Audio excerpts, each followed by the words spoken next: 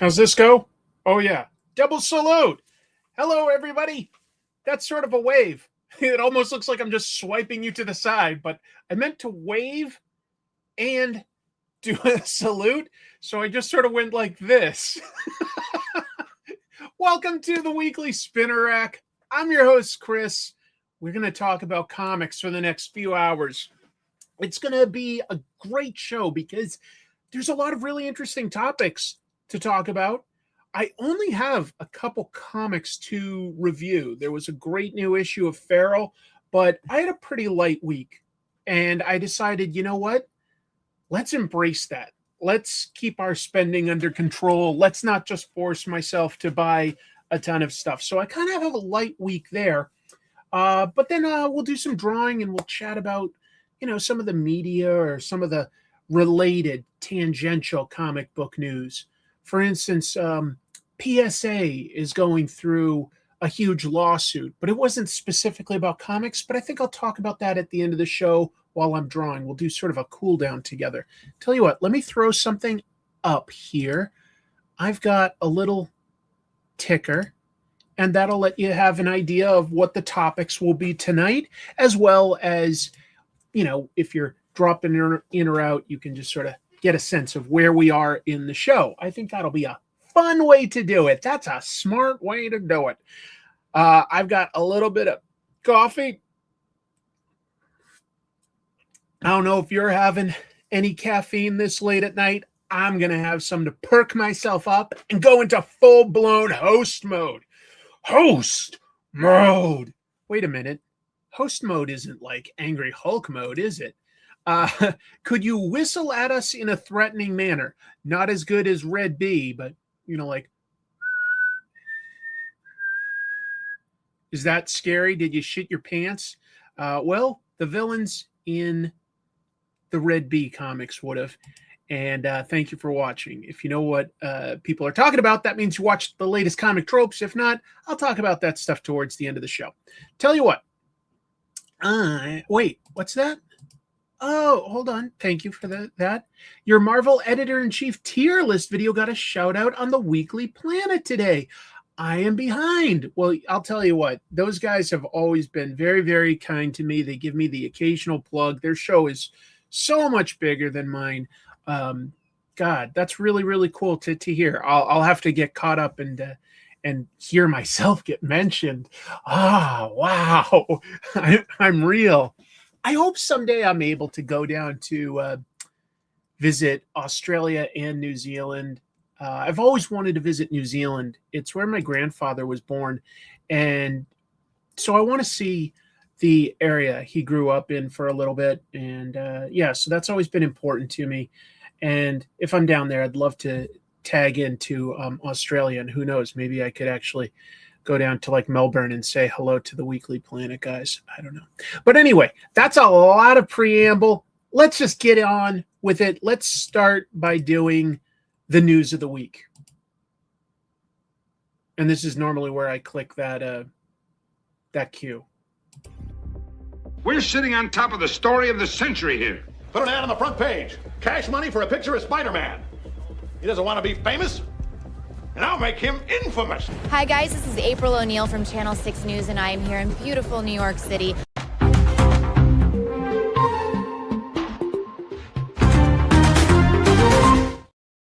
All right, there we go. There's my news document. Get ready for some pro-level PowerPointing, folks. That's how we're going to get through this. That's going to give me my structure.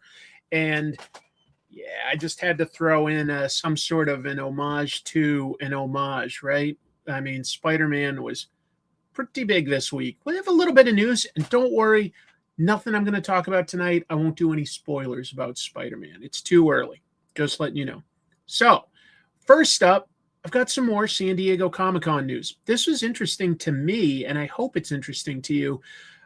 San Diego Comic-Con's Chief Communications and Strategy Officer, a guy named David Glanzer, said this week that the convention, Comic-Con is a nonprofit if you don't know, they're considering, yeah, sure, I'll just invent new words tonight. Why not?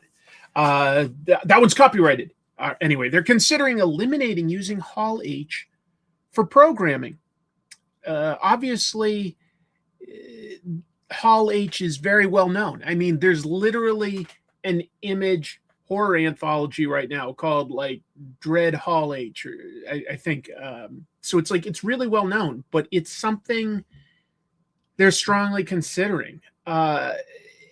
Traditionally, that is the biggest area for a panel. It can hold over 4,000 attendees. I've heard before over 6,000, but I'm not sure about that. That might be an exaggeration, or maybe there's a different way to set it up. I don't know. But I know for sure over 4,000 attendees, which is definitely a big space for a convention center. It's not an arena, but it's a lot.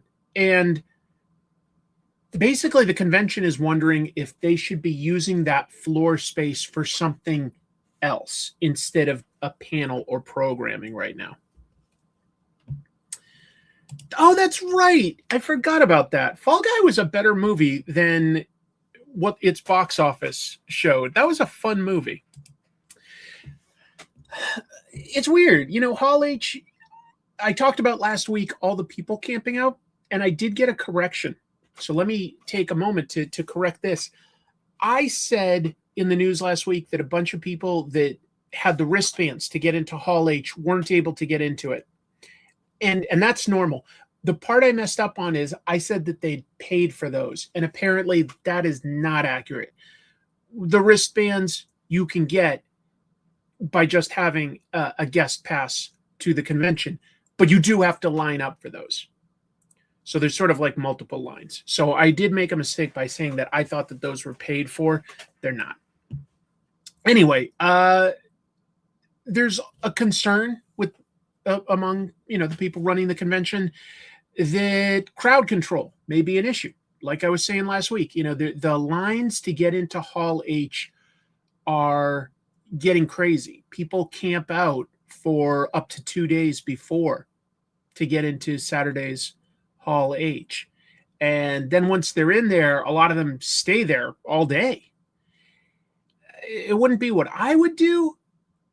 I can just hear about the news, or that filter it through a podcast like what I'm doing. That's enough for me. But if it was easier, I probably would go. But I couldn't justify giving up so much of my time to panels.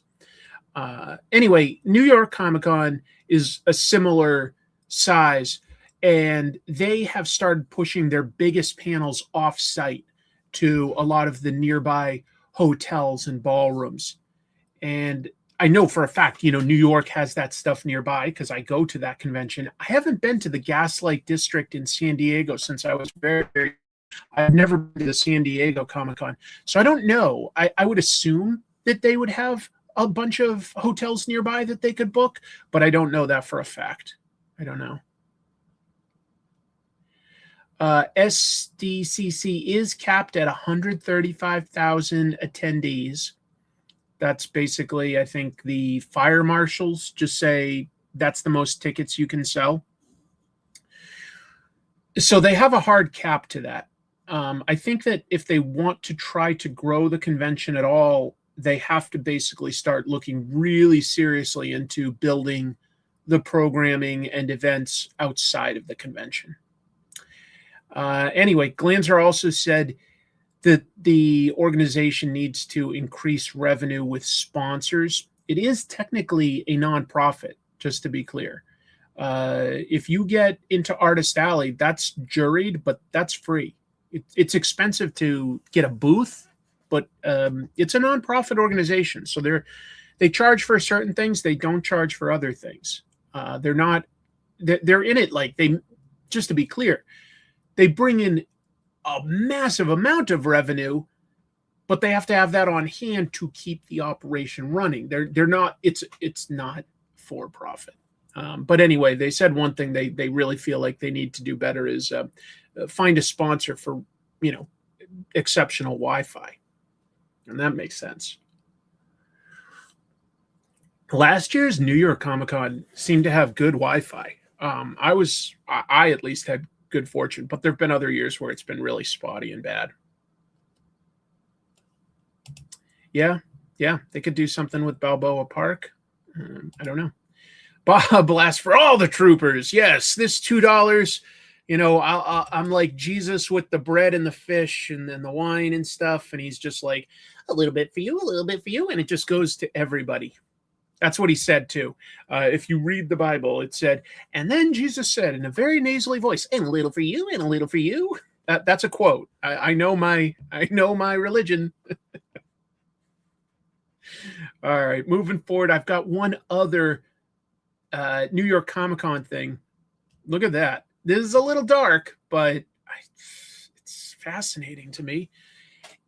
An anti-human trafficking law enforcement operation conducted in San Diego during Comic-Con. So just to be clear, it's not targeting Comic-Con so much as Comic-Con brings in so many people from outside that the law enforcement does it during this weekend. Led to 27 arrests of alleged sex buyers and the recovery, this is the more relevant piece to me, of 9 trafficking victims. In a way, it's sort of like if somebody wants to buy a prostitute, I'm sort of like, that's their business. But when it brings like such an insane demand, that leads to human trafficking, and that's the really scary part of this. That's like super disturbing. Operation Iron Justice is what it's called. It led to 13 arrests last year and 14 arrests in 2024, but 27 this year. That's almost double what it's been. Good Lord. That's a little scary. The operation also led to the recovery this year of 7 adult trafficking victims and 2 juvenile victims, including a 16-year-old from San Bernardino County who had been reported missing, according to the Department of Justice. So I really only bring this up to just say, if you go out of town to a Comic-Con, it sounds like it is all fun, and it should be. It really should be. But please be careful, because there's some dark stuff happening, and unfortunately it makes a certain amount of sense when you logistically think about it, like, maybe 100,000 new people coming into town for just a day or two. Weird stuff happens. Exactly. That's why I'm mentioning it. It wouldn't really cross my mind either, but I remember reporting on this last year, and the fact that it's twice as many people as last year, I just thought I'd just put it out there to just be safe. The human trafficking part is really disturbing. All right, let's move to some fun news. We'll do a bunch of Marvel stuff. All right, so if you didn't hear already, Spider-Man Brand New Day set a new record this weekend. Biggest domestic opening of all time. Beat everything. Avatar, Avengers, other Spider-Man movies. It earned $360 million in just a weekend. Just pretty insane. The global take was $932 million. Very, very good. But that actually does make it only second best globally for opening weekend. Avengers Endgame still beats it by a little bit with $1.2 billion. Still, obviously, this is a huge success. And without spoiling anything, I'll just say that I saw it. I liked it a lot. It's definitely my favorite of the Tom Holland MCU Spider-Man movies. Definitely would put it, up there with things like Into the Spider-Verse and Spider-Man 2 by Sam Raimi. Like, it's a really good movie. And it's interesting that, Spider-Man alone is just, he's got to be the most popular single superhero. He's just got to be. You might argue that Batman and Superman are in contention, but I think you'd have to give it to Spider-Man at this point. But you know what? It's also because, in general, the quality level for a Spider-Man movie has maintained a pretty high level. I think that would be fair to say, compared to like a few duds for things like Superman or Batman, certainly Superman. There have been some duds over the years, you know.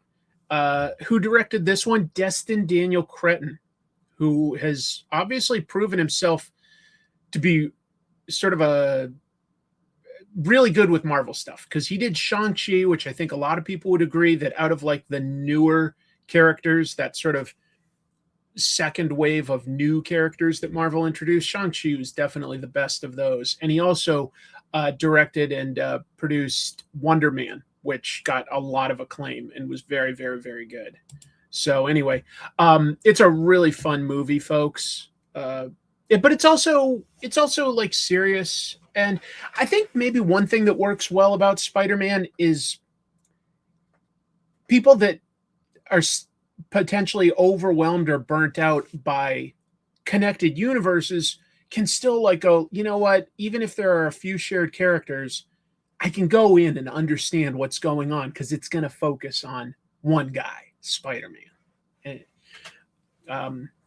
Visually, I thought it was a much better movie visually than the last three, and I enjoyed some of those last three Spider-Man movies just fine. They were fun, but sometimes visually those last three, you could just so much of it was shot on a green screen, and you can just sort of tell sometimes. It's not like you can tell because of, you know, bad special effects, but the lighting is not right, and your eye just sort of notices. And a lot of this stuff was done with a real costume on real sets, and it feel you feel like it's a little more real. Anyway, are you confused by it? I think it makes sense. I think that, you know, it gives people what they want out of a superhero movie. There's a bunch of big spectacle. There's also a bunch of, you know, melodrama. I won't just call it drama, but melodrama. I think it's Jim's right. And you know what? There's a plug, folks. Watch our trash movie bonanza on this channel where we review the 1970s Spider-Man movie. We had so much fun doing that, looking at that one. You know what I forgot to mention when we watched that movie, Jim? One of the gangsters, I don't know why, but he looked familiar. It's just a gangster that like only has like one or two lines. He's like on a rooftop, like reporting to a boss, but he looked familiar. And I looked it up, and he later played Uncle Leo on Seinfeld. So whoever that actor is that was Uncle Leo on Seinfeld, he plays a gangster in a very small role in that 1970s Spider-Man movie that we saw. Anyway, so it made a lot of money. What else? Here's what's good, folks. Okay, so director Destin Daniel Cretton. Mike had just asked about that, and I explained that was who it was. He gave an interview to a website called Out Now, discussing, there's a montage in the movie. They kind of show some of it in the trailers that are homaging some of these covers. They have just like some quick shots that look very, very, very much like and are directly inspired by some famous comic book covers. It's just meant to show that Spider-Man has been hard at work being Spider-Man, taking out villains for a long time. And he was asked, how did they choose which covers they'd use? He had an interesting quote. On many covers, Spider-Man is currently getting a beating himself. So for the most part, we couldn't use those. Many classic Spidey pose covers were also unusable for us. One character we had a lot of fun with and wanted to include in the film was Paste Pot Pete, but he didn't quite make it in. Can you imagine? Paste Pot Pete? Well, I'll just say this. You want to make another Spider-Man movie and do another montage like that? I'm available, Marvel. I'm available. And I think that like everybody wants that. Not just me. I think everybody wants me as Paste Pot Pete. Not the Trapster. Paste Pot Pete. Peter Petruski. A guy who said, you know what? I made some really sticky glue. I'm ready to go up against the Fantastic Four. I'm ready to go up against Spider-Man. I have some glue, and it's really good glue. That was so cool.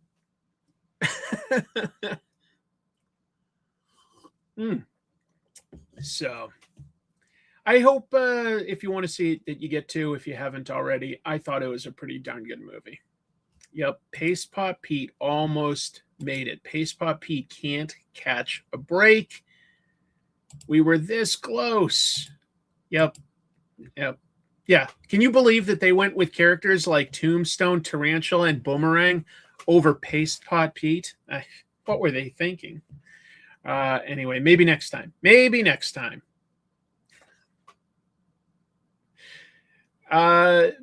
to something related, Sony head Tom Rothman said this week that the studio does not plan on continuing their expanded live-action Spider-Man universe movies, so we can all rest easy. He had to admit that, yeah, people did not care about Morbius or Madam Web. They did not care about that. But Sony did announce a new related film because they did have one success. Sony is now working on an animated Venom film. Tom Hardy, who played Venom, he is one of the producers on it. I don't know if that means that they would have him voice it or continue to be the same character. Probably just a producer, and it's like a fresh start, probably. And they've hired Zach Lipovsky and Adam B. Stein. They were the guys that made Final Destination Bloodlines last year, which actually was pretty decent as far as a Final Destination movie goes. Better than decent. It was kind of fun. And they're going to direct it. So they've got directors and a producer and I guess a screenwriter even. The Spider-Verse movies are pretty darn good. So that would probably be a smarter way to go. Meanwhile, Spidey producers Amy Pascal for Sony, Kevin Feige for Marvel Studios went on the Happy, Sad, Confused podcast this past week. They were asked if Venom and Spider-Man would ever cross over. You'll see some spin on different sites saying, like, it's possible. In my opinion, very non-committal. Like, Pascal, more excited. She was like, that sounds great.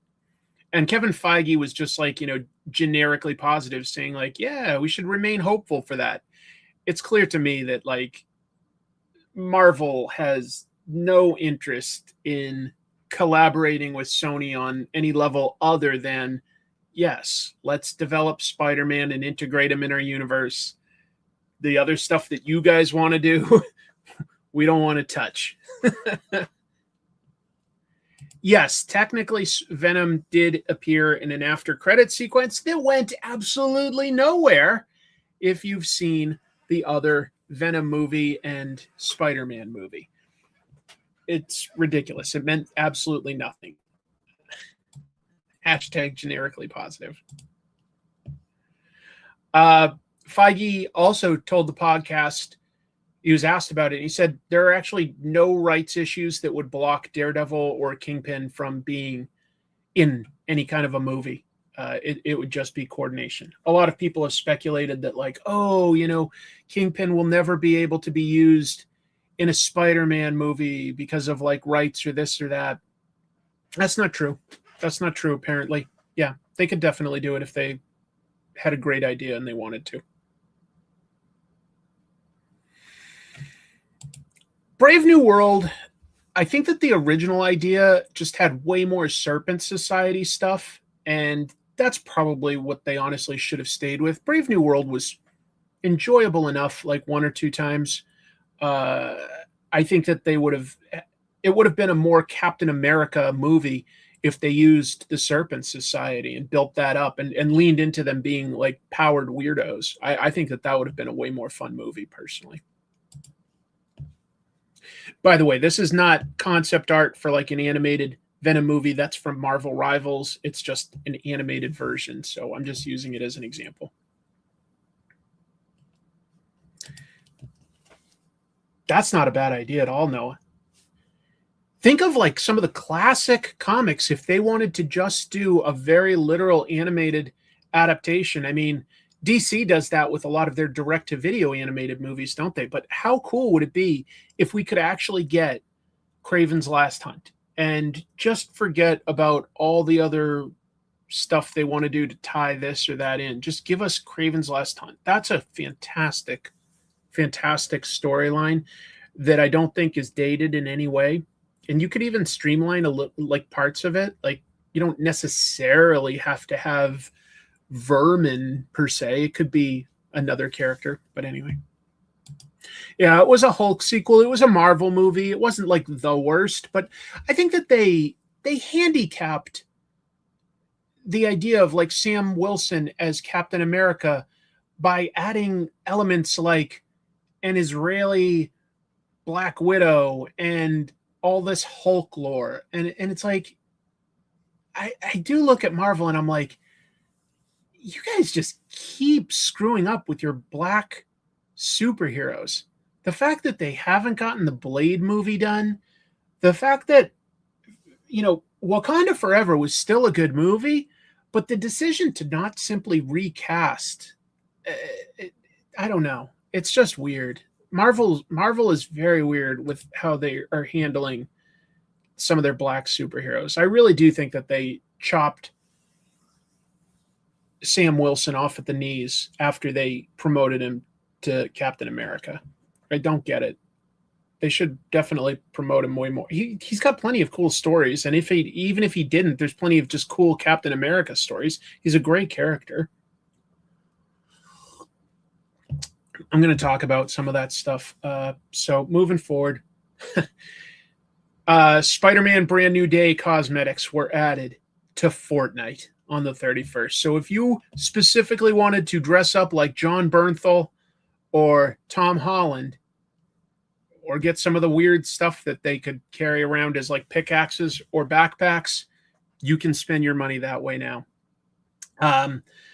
There are also apparently web shooters right now. I haven't played Fortnite in quite a while. I like Fortnite. I feel like I'm actually pretty good at it too, but I haven't played it for quite a while, basically because of what happened to my basement. I just don't go down there a whole lot because it's not livable. And that's where my game consoles are. They're still down there. But yeah.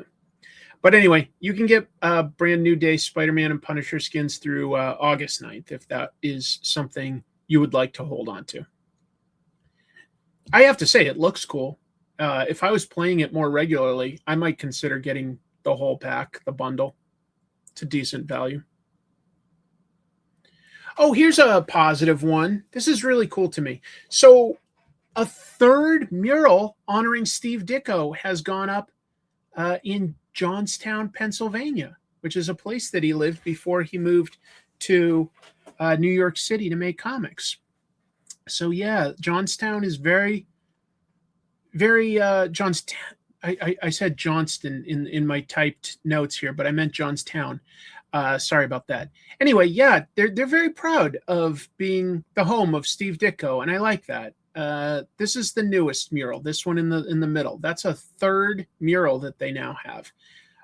To give you some history, the first mural is this one, and that features Ditko's versions of Doctor Strange and Spider-Man. And this one was actually approved by Marvel, who rarely approves public art, but they actually did approve this one. This is an official Marvel-approved mural honoring Steve Ditko. The second one is this really nice long one here. Was designed by Javier Hernandez, and it includes a portrait of Ditko and a bunch of his creations. You know, Mr. A is over here, Squirrel Girl, Hawk, Dove, Creeper. So a bunch of his stuff across different publishers. And the newest mural is this black and white one, and it's designed to honor his work for Creepy. He did work for Warren Publications, Creepy horror magazine. So I thought that was kind of nice. You know, I don't think he would necessarily have been against being respected in this way. I really don't. He had definitely some strange ideas, right? What's that philosophy that Ayn Rand created? Objectivism. He had some very hardcore objectivist beliefs, but I don't think that would stretch to saying like no to a mural appreciating where you're from. I don't know. I think he would have been okay with it. I think his family appreciates it. Oh, by the way, one of his relatives. I think one of his nephews is going to be on the Dynamite Nick Barucci live art auction show, the EXP. Let me see what day that is, because I should have mentioned that. The EXP YouTube. But yeah, they're going to have a guest. I'm just pulling up the channel to see if it mentions that. Upcoming live streams. I think it's on August 7th. I think. I could be wrong. But there's a YouTube channel called The EXP. And yeah, they're going to be selling some live art. And they'll have one of Steve Ditko's relatives on, which I think is really, really nice. Well, to be clear, Marvel didn't like pay for it or anything like that. They just approved the use of their characters on it. It's being put together by, the people that work for the town government. They're the ones that put this together. But I thought it was just nice. I thought it was nice. I would certainly love to see these in person someday as just a nerd that loves this stuff. I'd also like to go to where is it? I want to say Dover, New Hampshire has like all the Ninja Turtles stuff, since that's where Eastman and Laird created the Turtles.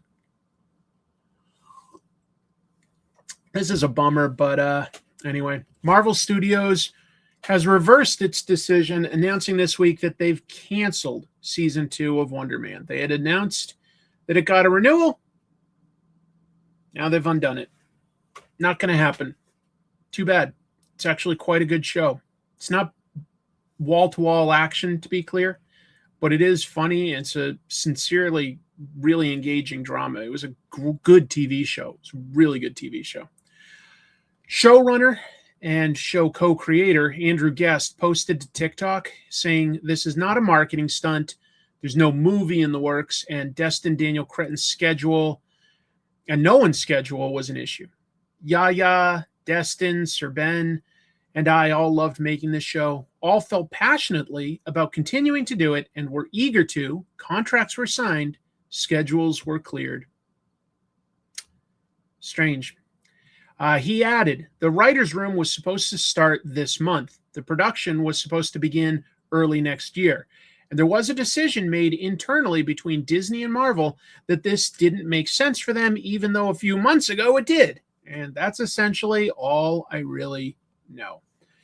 I sincerely used to think that it was, who's that one guy? There was a guy that owned Marvel until very recently, and he's one of Trump's best friends.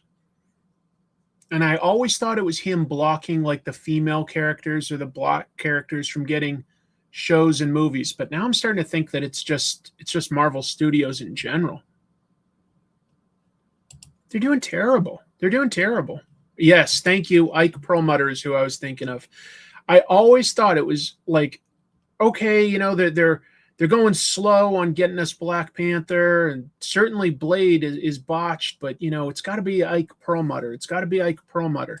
Nah, maybe it's not. Maybe there's other people at Marvel that are like just like, nah, we don't need that. I don't know. I could be wrong, but it just seems very strange to me. It seems like there's a pattern of these projects falling apart, right? And I don't know, like Marvel did nothing to promote Wonder Man, so everybody thought that meant it was going to be bad. And it came out and it got almost universal acclaim, like at least from critics. And I think anybody that bothered to check it out, they were like, no, this is a darn good TV show. Darn good. So very strange to announce that they're going to make a sequel and then just poof, it just goes away. I don't understand it. I don't have any more details. I don't have any more speculation other than what I'm just saying is I used to think it was all Ike Perlmutter, and now I'm starting to wonder if there's other people that are blocking these things. Yeah, Kevin, come on. You went on the Happy, Sad, Confused podcast. There are literally dozens of people that watch this show. Come on this show and talk about where where things are going. Oh, yeah. Yeah, he did say that, but that's another example of like Marvel had announced Armor Wars. It was going to be a TV show on Disney Plus, and then they were like, no, we're going to make it a movie, and then poof, just went away, right? What did we get with Nick Fury? We got Secret Invasion, like easily the worst thing out of the MCU.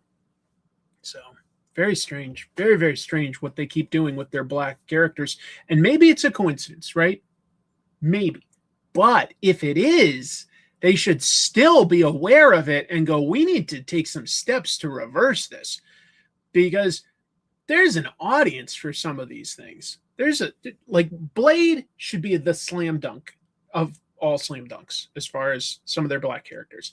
And if they don't make Storm an absolutely iconic part of their next X-Men movie, or at least maybe the next X-Men movie after that, if they want to start smaller, you know, come on, let's get it together, Marvel. This is bad. This is really bad.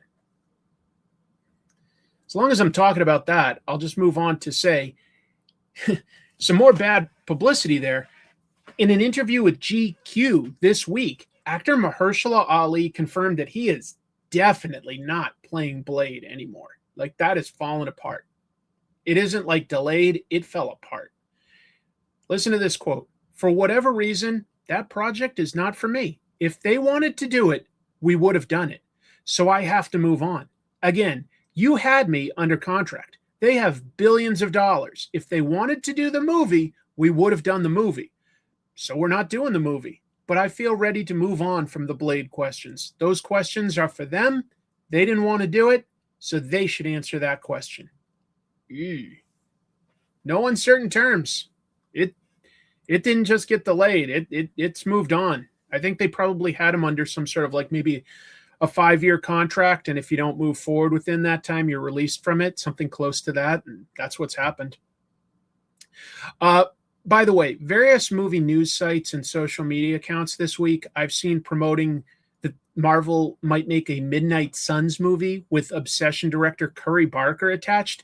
And that's the kind of thing that sounds so exciting that I think a lot of people were sharing it right away without looking at it.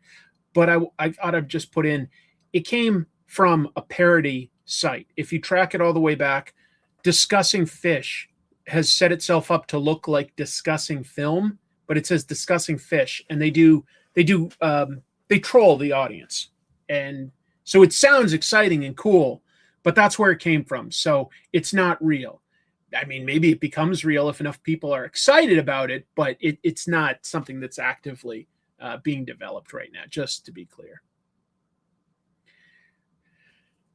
So yeah, ultimately, Mahershala Ali only appeared as Blade in one MCU project, and then they also used Blade in Marvel Zombies, but he was voiced by somebody else. But Mahershala Ali only played Blade once, and not even in a Blade movie. Because most people don't even remember that he was in Eternals. How many people here remember that Mahershala Ali was Blade in the Eternals? Nobody, right? Nobody. I agree. Blade is what kickstarted Marvel action movies. It's a shame that they've canceled it. I hope that they bring it back, because Blade could be very cool. Yes, it was a voiceover in Eternals, just to be clear. But yes.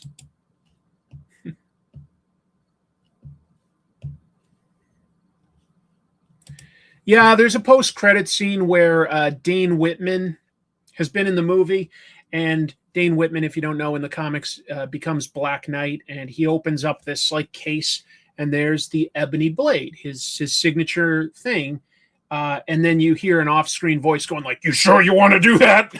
And that's Blade. That was Mahershala Ali as Blade, but don't even get me started on the post-credits things. I stay, when I watch, say, Spider-Man or something, I stay to the end. I always watch the post-credits.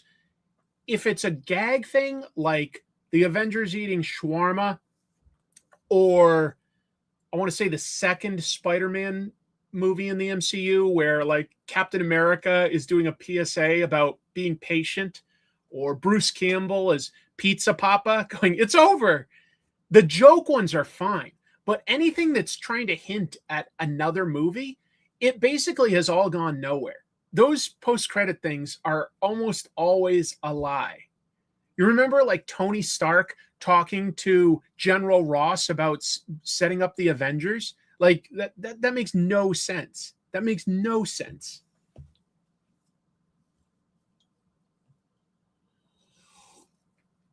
There's so many post-credit sequences that really don't go anywhere.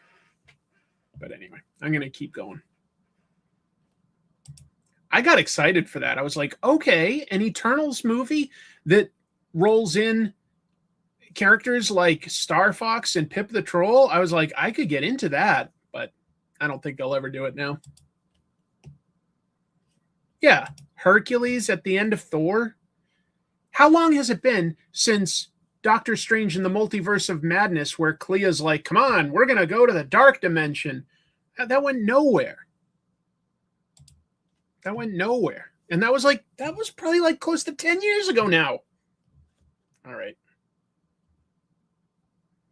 Here's something a little cooler. I like this actress, Samara Weaving. She's been in so many good movies. If you haven't seen it, she made a movie this year called, what was it? Till Death Do You Part or something? I can't remember. It was really good, but now I can't remember the exact title. It was like a pun. Anyway, Deadline reports that actress Samara Weaving has been cast as Emma Frost in the upcoming X-Men movie directed by Thunderbolts guy Jake Schreier. If that really is true, and Deadline is a legit publication, by the way, they don't generally do rumors, that sounds like great casting. She's, young, got the right look. I think that she would do a great job. Yeah, she did the Ready or Not 2 movie, and that was fine. But I was thinking of, I was thinking of Over Your Dead Body. Over Your Dead Body was really good. That was the one I was thinking of. Mm-hmm. Yeah. Anyway, who wouldn't want this? Even like the chuds will like that. Samara Weaving's been in so many good things, though. She was good in if you ever saw the Netflix original movie, The Babysitter, that was pretty good. She was in that. She was in season 1 of Ash versus the Evil Dead. That was one of her early projects. That was really good. I haven't had my birthday yet. It's still 3 days away. But thank you. Yeah. What else? Yeah, that's true. Her uncle is Hugo Weaving, if you don't know, as Red Skull. She is related to Hugo Weaving. She is related. Yep, that's her uncle. Mm-hmm. Yeah, it was a short bit in Scream, but I will say it was that was a good opening for Scream 6. That was a good opening. All right, what else? The article by Deadline did add that Marvel had no comment, so it's not 100% confirmed, just to be clear. And then I was just talking about a lot of the rumors that they've had. They've had consistent rumors for certain actors as certain characters. Charles Melton, and I don't really know who that is, as Beast. They've talked about both Kaylee Spaney and Odessa Azion for Rogue, but from the trade publications that I've been reading, it sounds like Kaylee Spaney really is fighting hard for it, and she probably is going to get that role. Somebody named Drew Starkey as Cyclops, either Bill Skarsgård or Tom Pelphrey as Professor X, and Adam Driver as, some things say that he's going to be Mr. Sinister, some things say he's going to be Magneto. I have no idea. But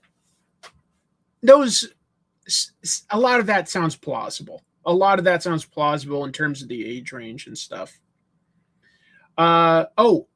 Indy Navarrete, she deserves an Oscar for her role in Obsession this year. Just an incredible performance. She absolutely had a meeting with Schreier, so the rumor is that that Marvel wants her for Mystique. Again, just a rumor, not like an official casting, but she definitely was confirmed to have met with Schreier. I think Schreier himself said that he met with her. She was incredible.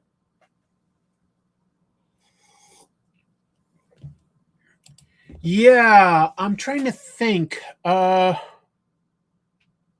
was the X-Men movie just before? Well, I want to say that both Logan and Deadpool 2 sort of hinted at the existence of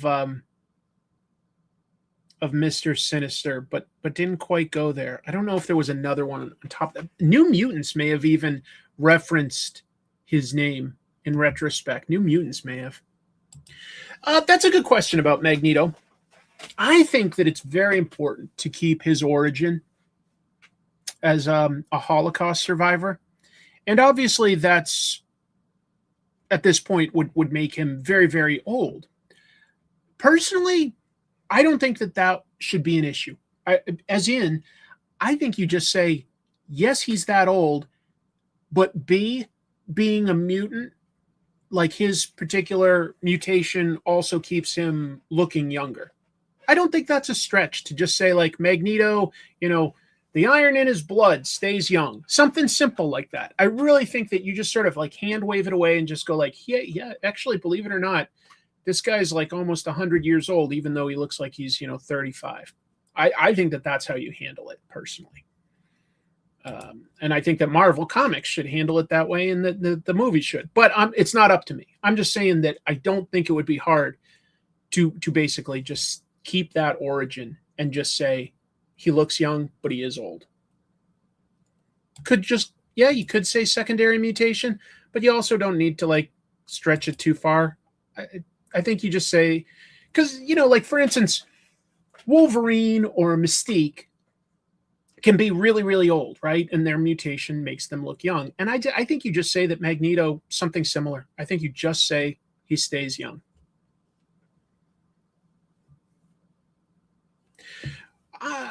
I'm cautiously optimistic for an X-Men movie. And if I was Marvel, I would basically let stuff like Thor and Captain America and Iron Man completely go for a while. Even though it's popular and everything, I think it gets too convoluted if you try to have over 20 years of movie continuity with these things. I think you just say that it's still a shared universe. You keep a few of the characters that are younger. We'll say like, a Shang-Chi or somebody like that. Maybe, Cassie Lang or Wiccan and Hulkling. You get some of the young Avengers in there. Kate Bishop. I don't know. Nova. You get some of them, but you mostly do some X-Men movies for the next like 5 to 10 years. And that's like the big thing. That's what I would do. Hey, this is nice, at least for a bunch of us that really enjoyed this series. Marvel Masterworks. Clover Press, this came out during Comic-Con, but I only caught it this week. Clover Press is going to take over making Marvel Masterworks. That's the reprint line, where they put all the appearances of a character in sequential order. And it went on hiatus in 2025. I think that the sales, they just couldn't quite justify continuing it. But there's a tremendous amount of these books. There's like hundreds of them, to be clear. It's a great way to be able to read through Marvel history if you like physical media. The plan is to crowdfund them on Kickstarter. And Clover Press has a lot of experience there. They do official art books for guys like, the Marvel art of David Nakayama or the Marvel art of Mike Allred. They do things like that. And I think that that's a really clever way to do it. It allows you to manage how many you're going to print without overprinting or anything like that. I think that that's a really clever way to do it. The first 4 titles they announced will be Uncanny X-Men, Supervillain Team Up Volume 1, and then the last volumes of the Walt Simonson run on Mighty Thor and the final Tomb of Dracula volume. So those last 2 would be especially valued by people that have already been reading these. I think that that's really nice. I did not know that. Clover Press publishes a current printing of Terry and the Pirates. that's a book I've always wanted to read more of because I love that Milt Kniff art. Love it. At the Comics Pro Retailer Day at San Diego Comic-Con, Clover Press publisher Hank Canals said Marvel has done 389 volumes over the last 20 plus years. We are going to be continuing the legacy numbering so that you can keep your hardcore reader, and we'll be continuing the trade dress that Marvel established 20 plus years ago. But we'll also be introducing a new trade dress coming soon, and this will be a great jump-on point for your customers. So very cool. And I think that is just a really clever way to keep this line going, sort of outsource it, license it to somebody that doesn't have as much overhead and is an expert in the crowdfunding model so that you know how many you need to make. Very smart. Very, very smart. Ni hao.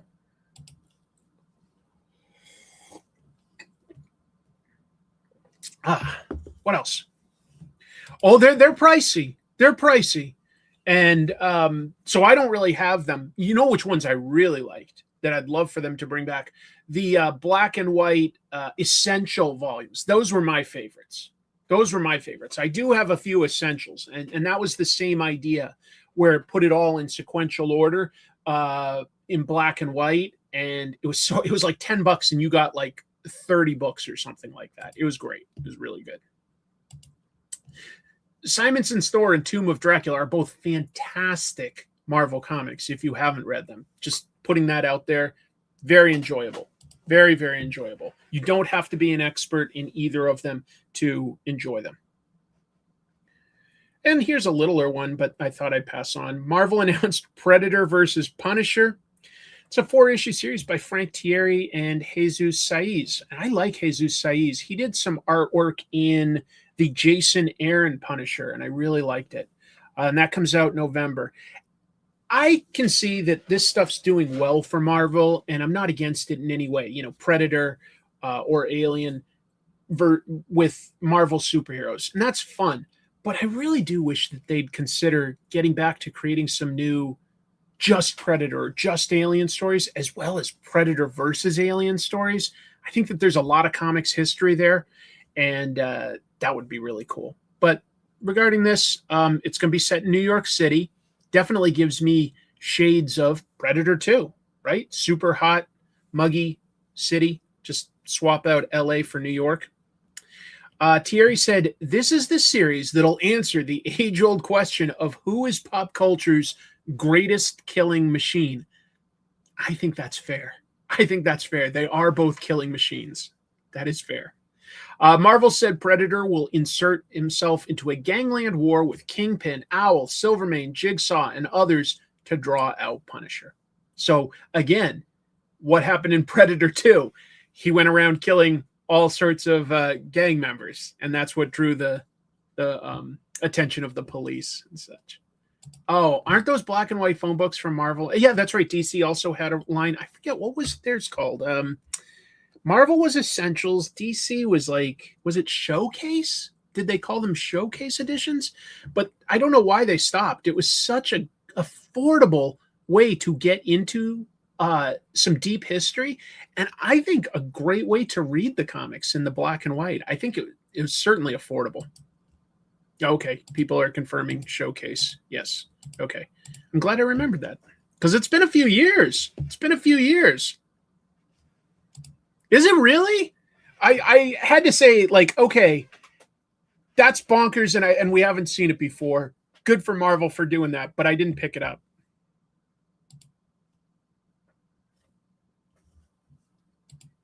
Yeah.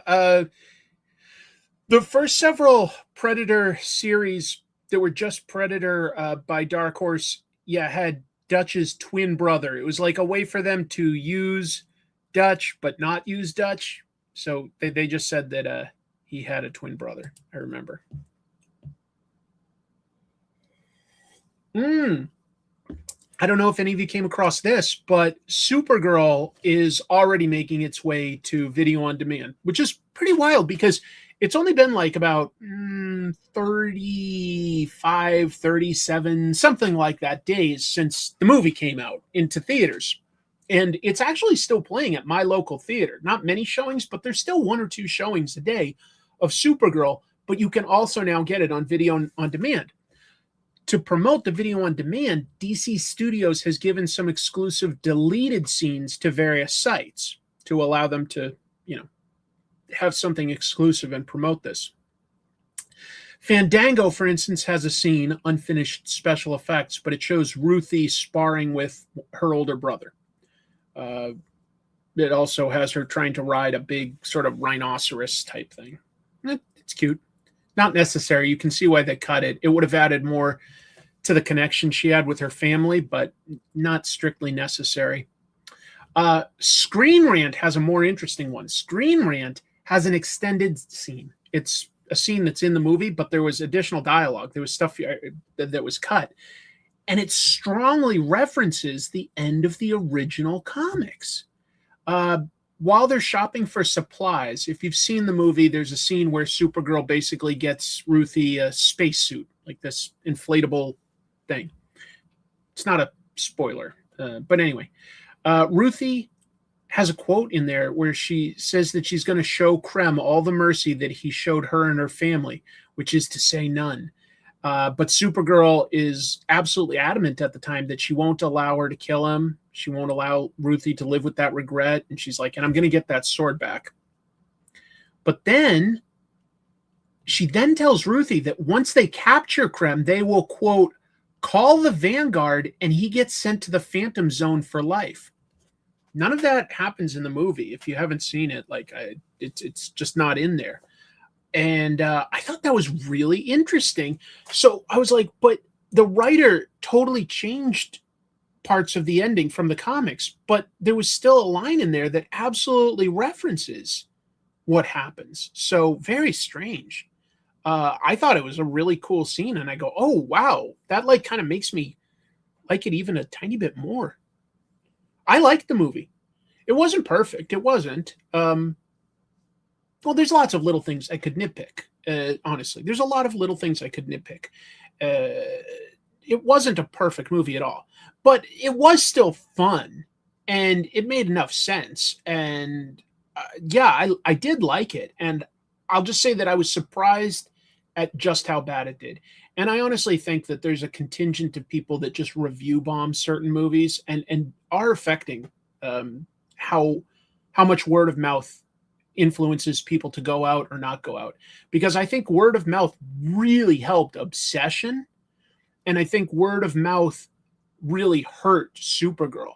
I think if Supergirl came out the same exact movie 5 years ago, 6 years ago, it would have done close to $1 billion just because people were seeing it. If they were just seeing anything superhero, they just were. Toy Story 5 apparently is doing very, very well. I saw the box office when I was looking up Spider-Man Brand New Day, and if it isn't the second best box office for everything this year, it's at least in the top 3. But I didn't see that one yet. I didn't see it yet. I didn't really like Toy Story 4. Anyway, I thought Supergirl is totally worth your time. Don't expect it to be an exceptional, groundbreaking movie, but if you want an entertaining adventure movie, it totally fits the bill. It doesn't get weird or dumb. It's just not perfect, but it's not bad. It's right in the middle. All right. Speaking of things that got canceled, we've talked about, what can I say? There's just a lot of Hollywood news this week. Booster Gold had been announced as an HBO series in 2023. Apparently not happening anymore. No. I thought it seemed like an easy one to do, but I guess not. On Friday, writer David Jenkins posted to Threads, my Booster Gold won't be moving forward. Pretty simple, straightforward. Yeah. When DC Studios, some of you will remember this, when DC Studios began, it announced in right around 2023 several projects that have happened or are happening. They announced Superman and Supergirl. They announced Creature Commandos. They announced that they would still be doing the Batman Part 2. Those are all still moving forward. But they also announced a bunch of projects that we haven't heard a lot of updates on. Some of them are probably still happening. Andy Muschietti doing a Batman movie called The Brave and the Bold. James Mangold making a horror version of Swamp Thing. An Amanda Waller TV series. I haven't heard anything about that in a couple years. A Wonder Woman show called Paradise Lost. Again, I've heard zero updates on that. You'd think you'd at least hear about a writer or a producer joining these things. And they were going to make an Authority movie, which has since been canceled. So, yeah. I don't know. I can't say that I'm such a big Booster Gold fan that I'm like necessarily upset. But if they're going to roll in Blue Beetle into this Superman sequel, it would be really nice for them to also have a Booster Gold established and allow them to create, not just the Justice League, but sort of a Justice League Europe or a Justice League International, someone with some of the second stringers. Talk about what would be perfect for a James Gunn movie, right?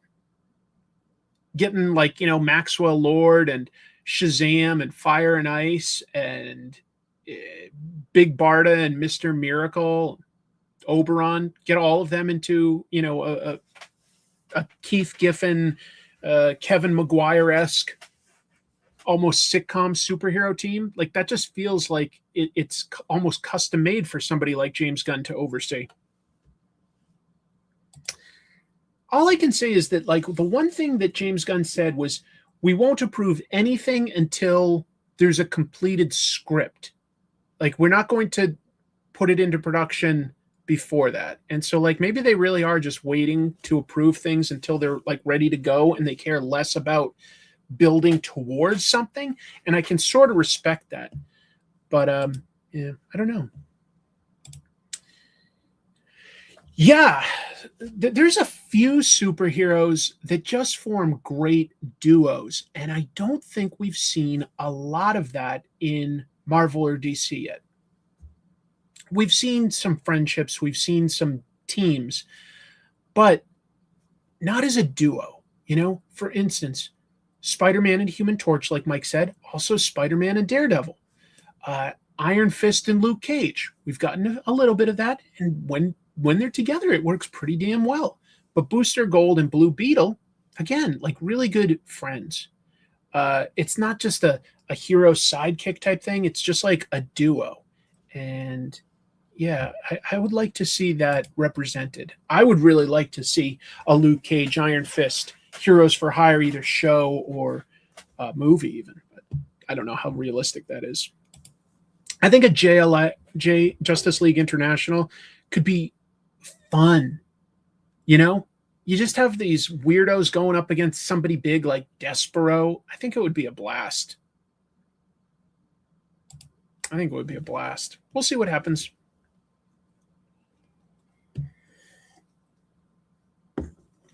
Some details on Shadow of the Bat. That's a new Batman book coming out. Dennis Camp and Javier Rodriguez, the team from Absolute Martian Manhunter, they're teaming up again to launch a new ongoing Batman monthly set in the main ongoing continuity. So anything happening with it will also be, potentially impacting Detective Comics and Batman. So Camp posted the idea for this book, which sounded really cool to me. So a little about Shadow of the Bat. An abandoned Ace chemical factory mysteriously explodes, bathing a Gotham neighborhood in highly potent and completely unknown neuropharmacological agents, the sort that created the Joker. Fearing 50,000 Jokers, an Arkham the size of a small city, a brutal quarantine is instituted, martial law is declared, and Batman enters. This is an ongoing, in-continuity book designed with Matt and Tom's books in mind. He's talking about Matt Fraction and Tom Taylor on Batman and Detective.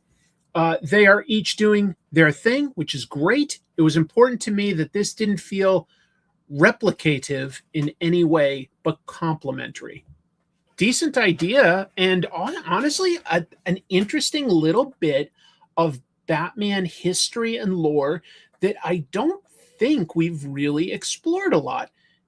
Ace Chemicals, pretty famous for where Joker became Joker, whether he was Red Hood or just a gangster. But, he falls into these chemicals and he emerges different. But who is Ace Chemicals and what are they making and why? I think that would be an interesting bit of background to explore. I like that. Ooh, that's a great idea. Wasn't Gendy Tartakovsky at one point going to do something like that? I think he was. Well, yeah, I mean, Dennis Camp had an absolutely incredible year last year with Martian Manhunter, Assorted Crisis Events, and Ultimates. Didn't really care for Ultimate Endgame, but he certainly had a fantastic year. He earned an Eisner. Really, really cool. I had not necessarily been excited for another Batman book, but I kind of like his idea there, the angle on it. I was like, that actually is a pretty cool hook. I'd be curious to explore that. Yeah. Oh, he wrote and drew a Luke Cage miniseries. That's what I was thinking of. Thanks, Mike. Thanks. Yeah, like what happened to that? It just, obviously, there's still a business. All right.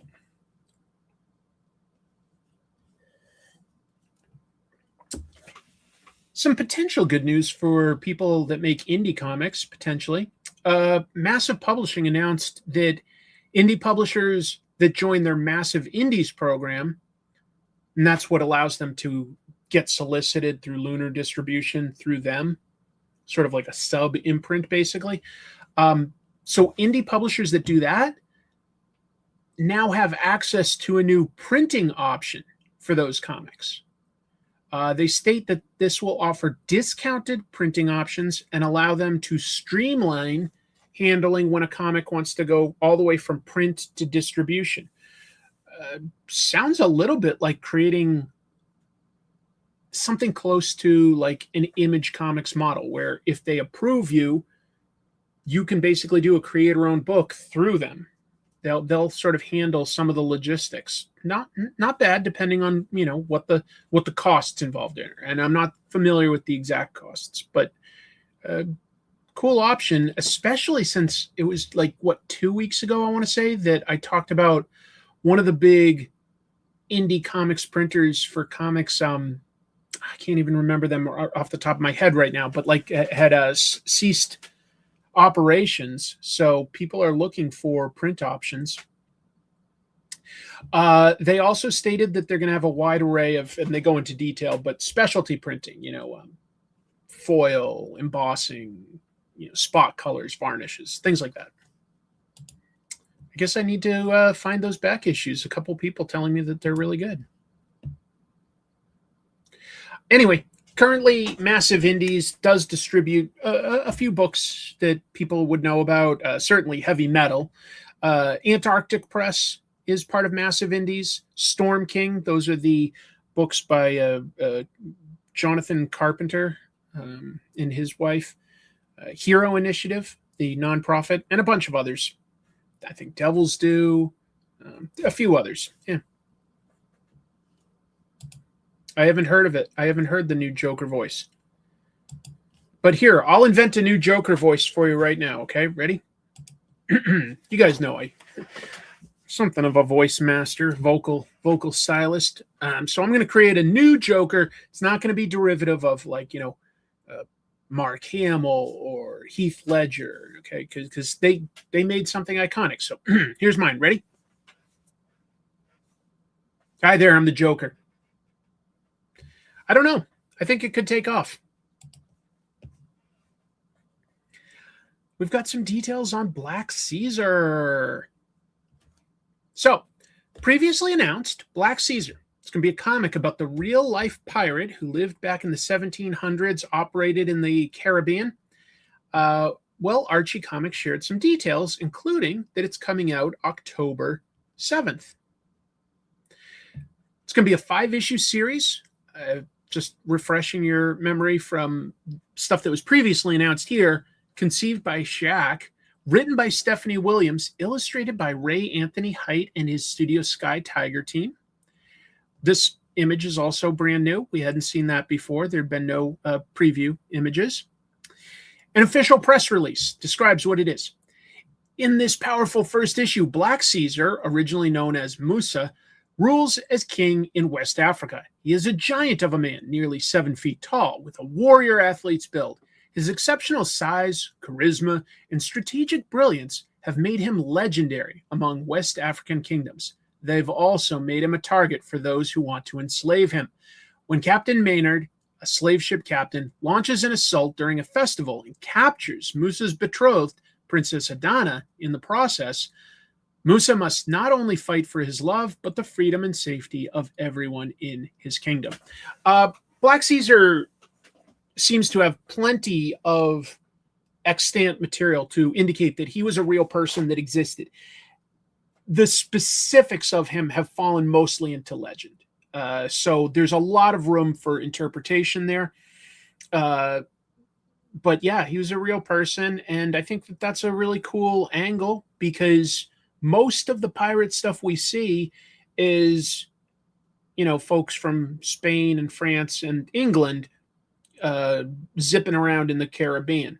Not a whole lot of emphasis on the people that were being brought over from Africa. So it could be really cool. I think that that's a really cool idea. Absolutely, Shaq loves Superman. He's got a Superman logo tattoo, and he starred as Steel. We'll have to review that on Trash Movie Bonanza someday. Wait, what? Shaq also loved Sora AI and loved doing weird stuff with it, so it's good that that got closed down and this is taking up some of his energy. I did not know that. The comic comes free with every order at Papa John's. Hey, I like that Shaq is really into koi, because I love koi fish, and he's got a beautiful pond, maybe one of the best in the whole world. Yep, mentioned that, and you can see the little logo, but yeah, pretty unique book from Archie. I think it sounds interesting. I think it sounds exciting. Vengeance Unchained, The Legend of Black Caesar.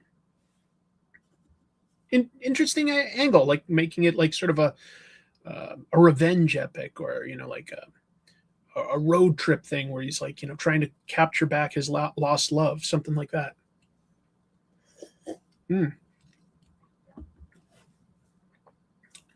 Wytches, very good horror comic. Image Comics announced this week a new updated version of Wytches by Scott Snyder and Jock. It's going to be released October 21st. Good timing, in time for Halloween, in comic shops, and doing that cool thing that Image does of releasing basically 1 month early to comic shops and then a month later in bookstores. Give the comic shop owners a good month. So it's called the Pledged Edition, and it includes Wytches 1 through 6, Wytches Bad Egg Halloween Special, and material from issue 7 of the Image anthology. It also mentions that it is significantly recolored to match the look of the upcoming animated show being made for Prime. I don't know what that would imply yet. That's interesting to me. Matt Hollingsworth, great colorist, did a great job on Wytches. I wouldn't imagine it needed it, but it is an interesting idea that they've come up with some sort of signature look that they want to emulate. I know that they said Jock is a producer of the animated show, and that they're definitely taking his artwork as a strong inspiration for the show. The story, if you haven't read it, just keeping it kind of streamlined so that I don't give anything away. But it follows a family that moves to a pretty remote house, rural area, and then they learn that there are strange creatures lurking in the woods outside, literally in the woods. Very, very creepy. Very, very creepy. Same thing. I read that and I was like, oh, didn't think I'd ever buy Wytches again, but I think I probably will get this version.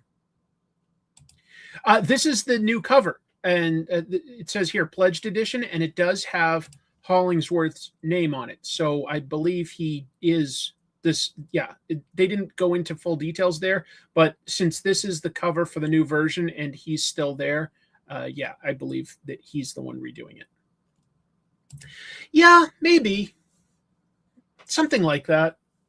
That was Brian Bolland wanted to do it in a very realistic way, which looks good as individual images and pages, but I think that the original printing of Killing Joke with the more psychedelic colors helps give us more of a look into Joker's fevered brain, you know? It is interesting. Yeah, I wouldn't have guessed at something like that. Oh, you should read it. It's pretty darn good. Yeah, it's really, really cool.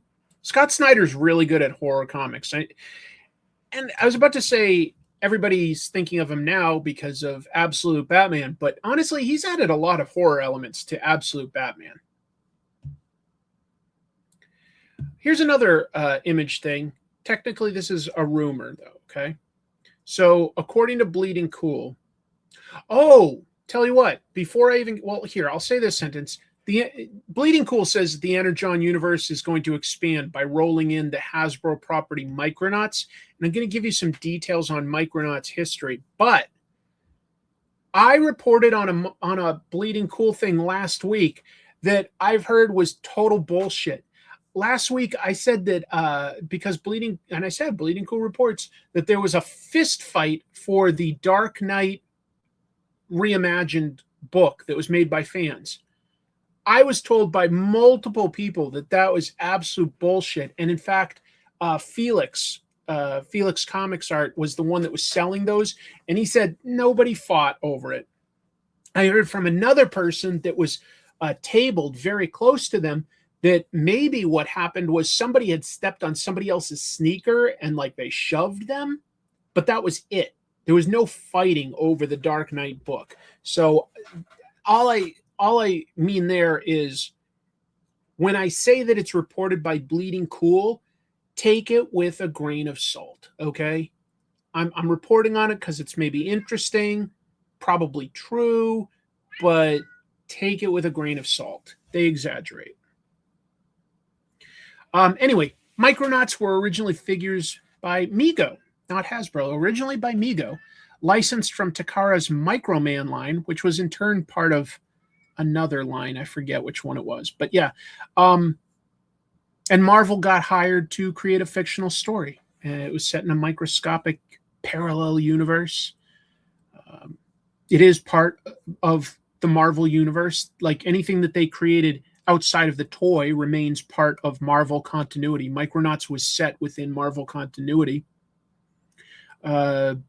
Basically for the films, they call it the quantum realm. But yeah.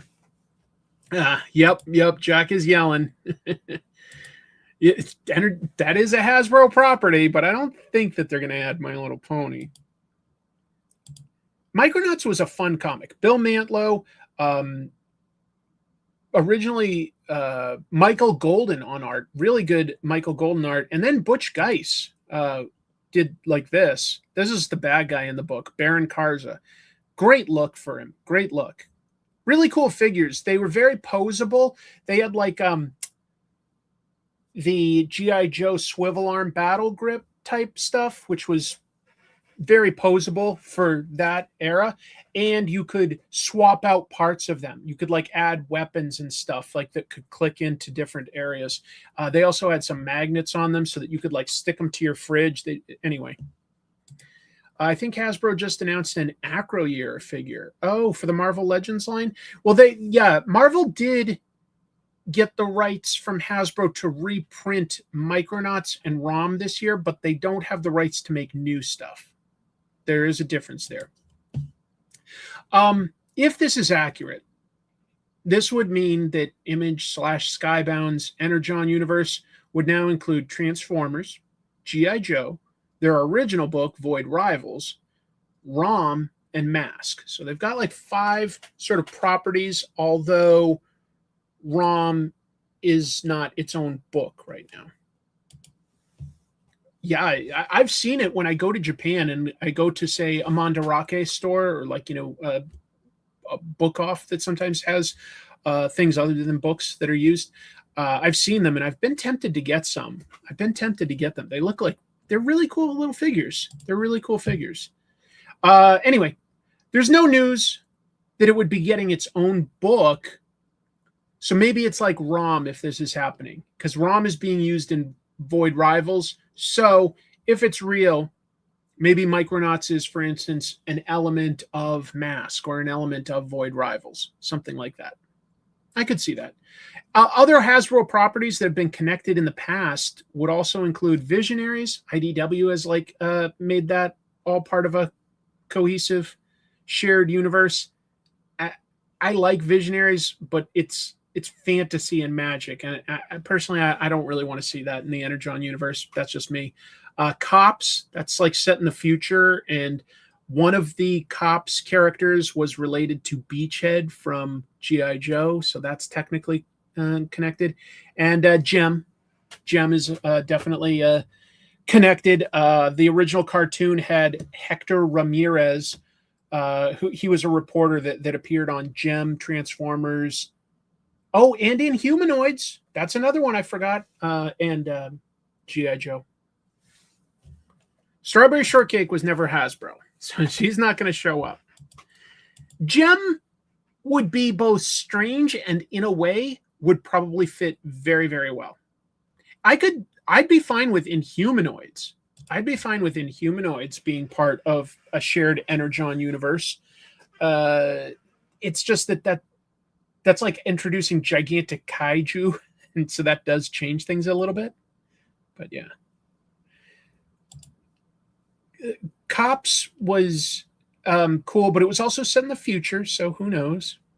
Yeah, exactly. Gem with Dire Tech. I mean, synergy seems to be very similar to Dire Tech if we're getting really nerdy here. Say what?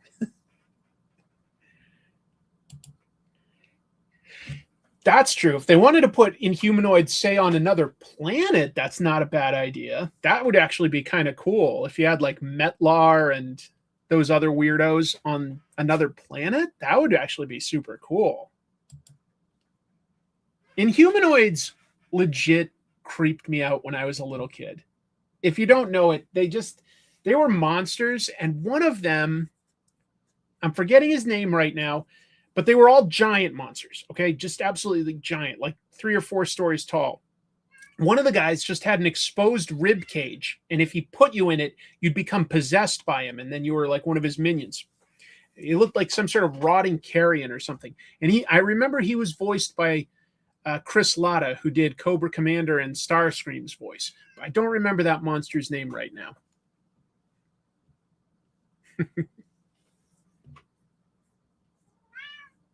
Gem's computer is totally powered by Energon. Let's do it. I want to see Cobra at one of her concerts trying to kidnap her. If you've been going to any of the big conventions like San Diego or New York Comic Con, Hasbro has put together a band they dress up like the Dreadnoks from G.I. Joe, and they play Cold Slither, which on the old cartoon, Zartan and the Dreadnoks once became a fictional rock band called Cold Slither. And they go around singing songs. At the last San Diego Comic-Con 2 weeks ago, they did have somebody dressed up as Gem get on stage and sing with them. I think that was fun. You forgot about it? It didn't last that long. It was only one season. I don't think that the toys lasted very long. Everybody remembers GoBots. I mean, they were around for quite a while. So,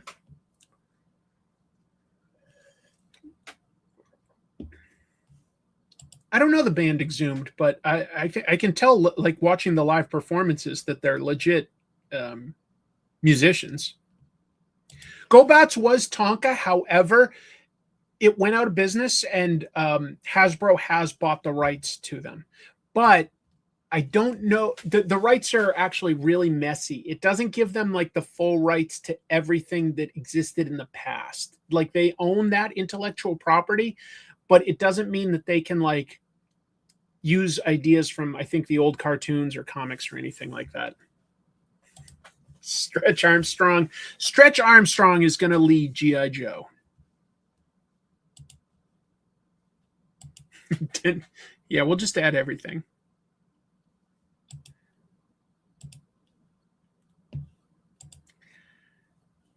Bionic 6 was not Hasbro. I think maybe LGN. They might have been LJN. I can't remember. it's got to be a balance, like with these shared properties. Like the reason Energon Universe, I think, works so well right now is there are little elements that show a shared world, but they each definitely have their own area that they're able to occupy, so it doesn't get too messy. You could legit just read any of these books and you shouldn't have to read the rest of them. It's not as complicated as like a Marvel or DC universe, and I don't think it would be able to sustain something that big either. So I don't know what scale that would be, but there's room. Oh, yep, that was it. Decompose was the ribcage guy. Decompose, yep. He was the one that creeped me out the most. Oh, the Ringo Awards got announced. The Ringo Awards take place at Baltimore Comic-Con, and so the nominees for this year's Ringo Awards got shared. I thought I'd share them real quick. We've got Best Cartoonist. I don't know, maybe Caroline No, Craig Thompson I'd probably get. Best Writer might go to Dennis Camp again, but he's up against guys like James Tynion and Mark Waid. Best Artist Inker, I'm going to choose Hayden Sherman personally. Yeah, Hayden Sherman would be my choice. Best Letterer, man, these guys are all super talented. I don't know. Best Colorist, that's super competitive as well. I love Dave Stewart. I love what Javier Rodriguez did this year. Jordi Belair is consistently great. Best Cover Artist, it might go to somebody like Tula Late. Colm Griffin is somebody I consider a friend. I'd go for him. Best Series, what do you think? Like one of the Absolute books, probably. Best Short Story, gotta say, I'm not super familiar. Best Original Graphic Novel, I've got to vote for Drome. That's what I put as my best book last year, so I'll be consistent and choose that. Best Kids Book, sorry, haven't read any of them. Best Kids or Graphic Novel, age 12 or up, don't know. Best Anthology, I'm a big fan of Mike Mignola, so probably Bowling with Corpses. I don't know. Best Humor, Physics for Cats won the Eisner, so probably that. Best Web Comic, again, haven't read these, don't know if you have. Best Humor Webcomic, what's the difference there? Wait a minute, it's too many categories there. Maybe Nothing But Nightwing. Best Nonfiction, I think I'd go with Ginseng Roots, but Muybridge, both of those were fantastic.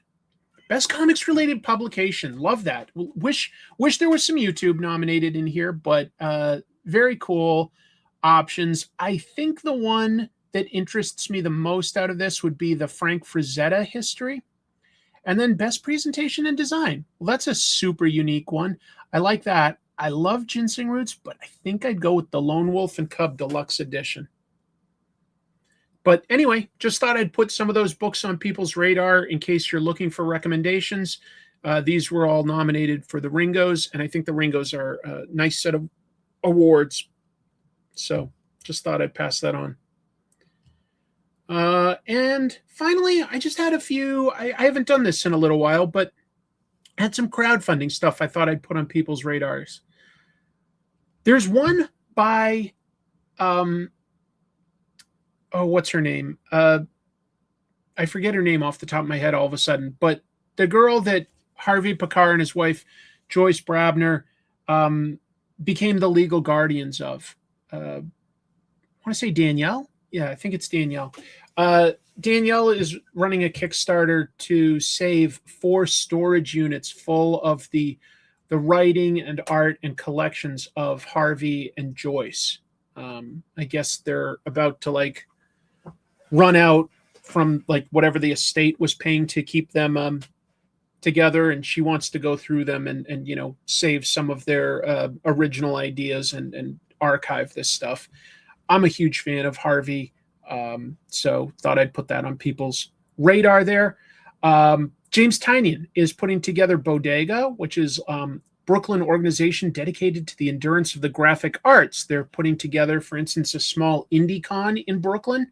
And he's asked people if they could donate $5 to make this real indie type convention happen. There's the link for that. Owen Hammer is often in the chat room, and he has a Kickstarter for his latest comic. It's about supervillains fighting climate change. Could be fun. And there's a site called Letter My Comic. And it's not perfect, but it allows you to letter a comic in the browser and then output it to, print ready graphics, which is just, if you're starting out, a very nice way to be able to letter, because lettering is very tricky. Bad lettering completely ruins a comic for me. You could still do some bad lettering with this if you don't know what you're doing, but it would also make a lot of it easier than doing Adobe InDesign or Adobe Photoshop, God forbid, if you were trying to letter a book. So that's something you may want to support. And I put links for these 4 things in the description below if any of those sound like something you'd want to support. Yep, Harvey Pekar, Cleveland royalty. There's that new Jewish comics museum opening somewhere near there that's going to have a lot of stuff about like Siegel and Schuster's Superman, Harvey Pekar's indie stuff, Brian Michael Bendis's career. I forget the name of the museum, but it looks really good. Is Dave in the chat? Oh, you were just talking about it. I'll talk about the show I made with Dave from West Coast Avengers in just a little bit. Thank you for watching it. Well, anyway, that was actually everything I wanted to talk about. Here, hold on. Hi. That was everything I had for news. American Splendor, great comic, very, very good movie. Very, very cool. I liked American Splendor, the movie. I loved how it mixed in actual Harvey next to, what's his name? He talks kind of like this. He played the Rhino. He was in some of the Downton Abbey movies, and his life sucks. What's his name? What's that actor's name? He's great. He's in like Sideways. I think he got like an award nomination for it. Paul Giamatti. Oh, man. This morning I was walking and some lady stepped on me and threw me in the mud, and I knew I deserved it. I don't know. Yeah, Paul Giamatti. Thanks, folks. Tell you what, let's do a little bit of comic reviews and a little bit of art, and then we can discuss all sorts of stuff. So we're going to swap over to the review segment. Where is my cue? Let's review. Review it. The review. The reviews are in. I repeat, the reviews are in. Go to your reviews. What? Speaking of bad reviews. Don't worry about that review. Let's review all the facts. All right, gentlemen, let's review. Before we do, let's review. Those reviews really came out fast. Maybe we can review some right now? I'm not going to review all that again. Now let's review. Not my worst review. Let's review, shall we? To review. I think I've reviewed about as much as I can. To review. I think I've had about enough reviews. So, this week, this was basically the only book I had in my pull box, was Feral.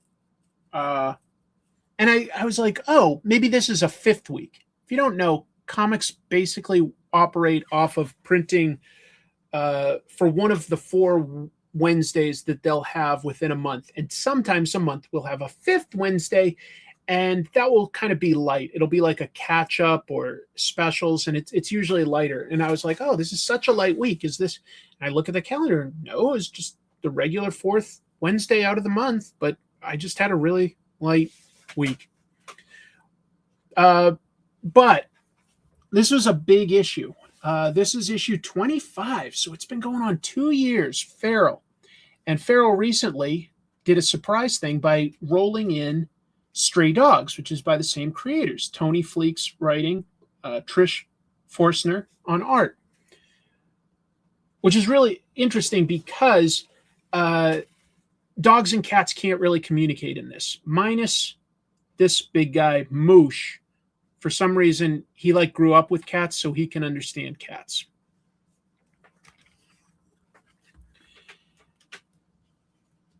This book has gone in a lot of different directions. We've seen these cats that are house cats out in the wild trying to survive. We've seen them being captured by a cat lady that has way too many cats and can't care for all of them, and there's shitting everywhere and sick.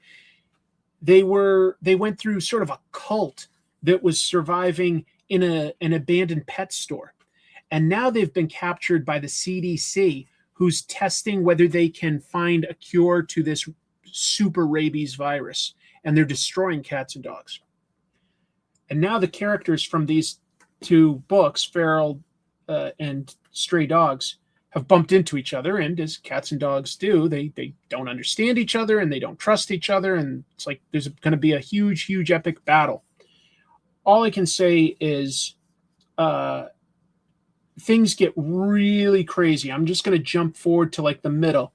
And yeah, some of these essentially zombie cats and dogs that were being held by the CDC get loose.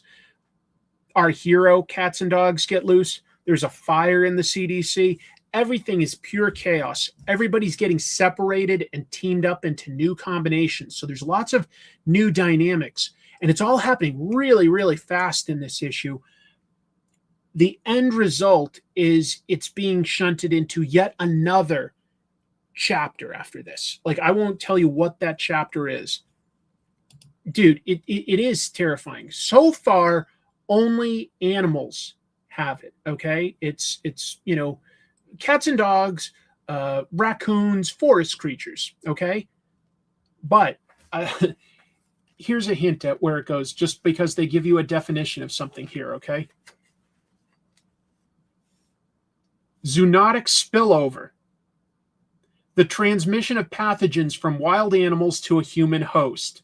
Most human infectious diseases have a zoonotic origin. These diseases originate from pathogens that were transmitted from non-human animals to humans through bites, contact with animal fluids, or contaminated environments. Diseases commonly believed to be zoonotic in origin: SARS, Lyme disease, influenza, plague, and rabies. Why would they be talking about that? Let's just say this book is not a happy book. It is a horror book, and things are going absolutely bonkers. There's some really wonderful humans in this, and there's some really scary things as well. For instance, there's this huge fire, right? But look at this. The infected just walk through it. They don't know what's going on. They're zombies. They're just zombie animals. The rabies has basically created zombie animals. But it's escalating. This world is getting more and more damaged. And yeah, things have hit the fan. A lot of our heroes get separated in this.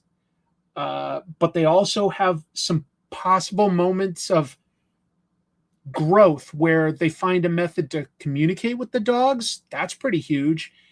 And there's at least one or two humans that want to help the animals, not just destroy them. Yeah, these are collected in trades as well. I don't think we've met any bat characters, but I think that they could exist in this world. It's just that they'd probably be zombies. This book is fantastic. I mean, by the way, you can see it's drawn in sort of a cartoony method, right? And the animals can talk to each other in this. However, when we see humans, it's drawn literally more realistic. It's very subtle here, but if you look at these drawings with people, it's not cartoony. It's drawn much more serious. And on the rare occasions things are told from a human's perspective, it's completely realistic. So it's only cartoony when we're seeing things from the animal's perspective. And just to tie into something that's relevant now, this is in many ways, not exactly a one-to-one at all, but in many ways it is the Odyssey. In so much as something like Watership Down is the Odyssey.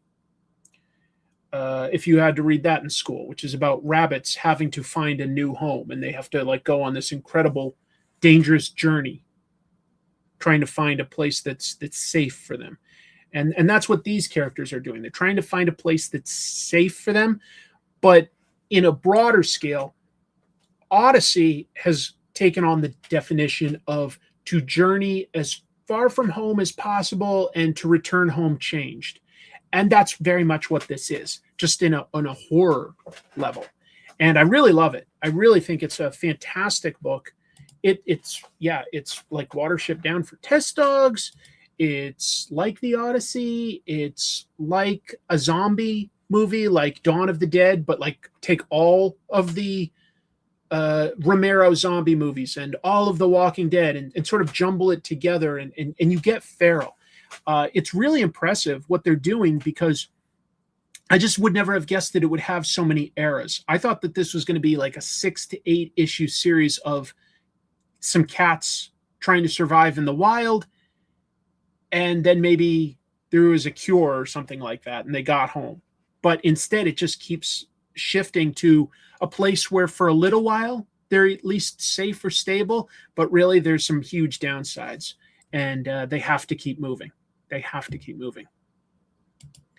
I'm sure the concept of the hero's journey did exist before the Odyssey, because we have to remember that the Odyssey, 2,700 to 2,800 years ago, was originally not transcribed. Not very much was transcribed back then, other than maybe a recipe or an important piece of history. But stories were always orally told. And I'm sure that there were oral stories long before that that have been forgotten or have modified themselves into something else. It's a great book. It's really cool.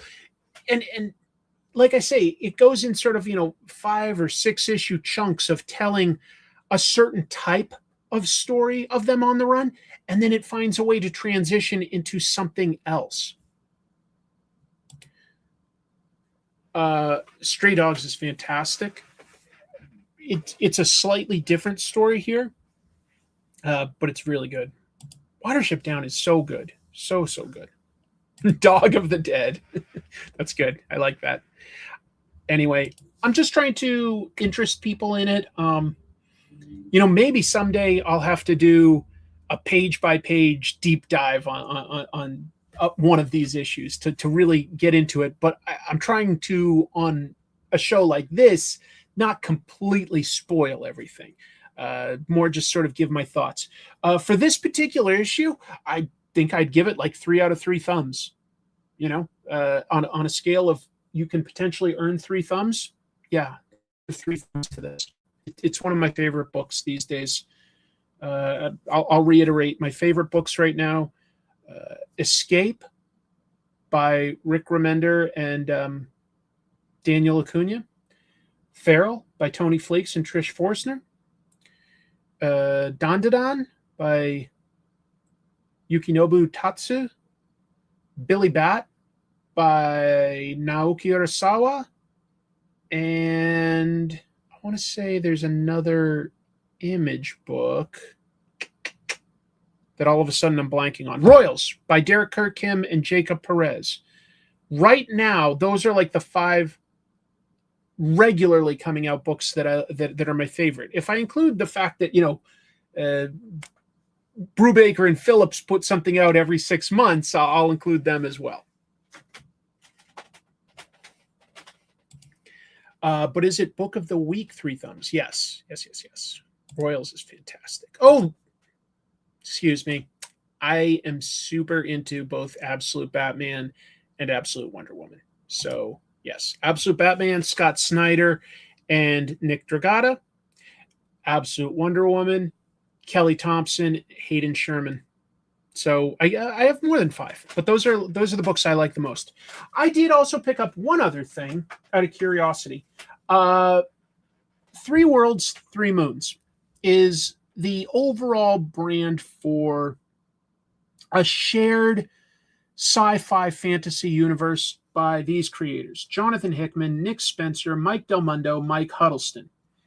What they've been doing is, on their Substack newsletters, they've been developing the ideas for all sorts of just a big world. It's world building, and they allow their subscribers to have input on some of this stuff as well. No, Stephanie Williams is, and Carrie Randolph. I love Fantastic Four. I was just talking about my absolute top tier. Fantastic Four is one that I enjoy and pick up every month, and I think is fantastic. I just wouldn't quite put it on that 3 out of 3 thumbs. I'd put that at something like 2.5 out of 3 thumbs. It's very good. It could be better if it had just like a regular, consistent, fantastic artist, but they do a lot of fill-in artists, which I think bumps it down a notch for me. That's the only thing.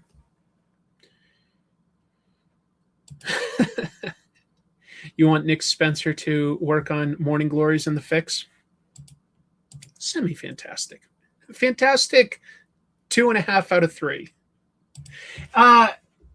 This is an interesting book. So I appreciate the ideas within it, and I appreciate the presentation.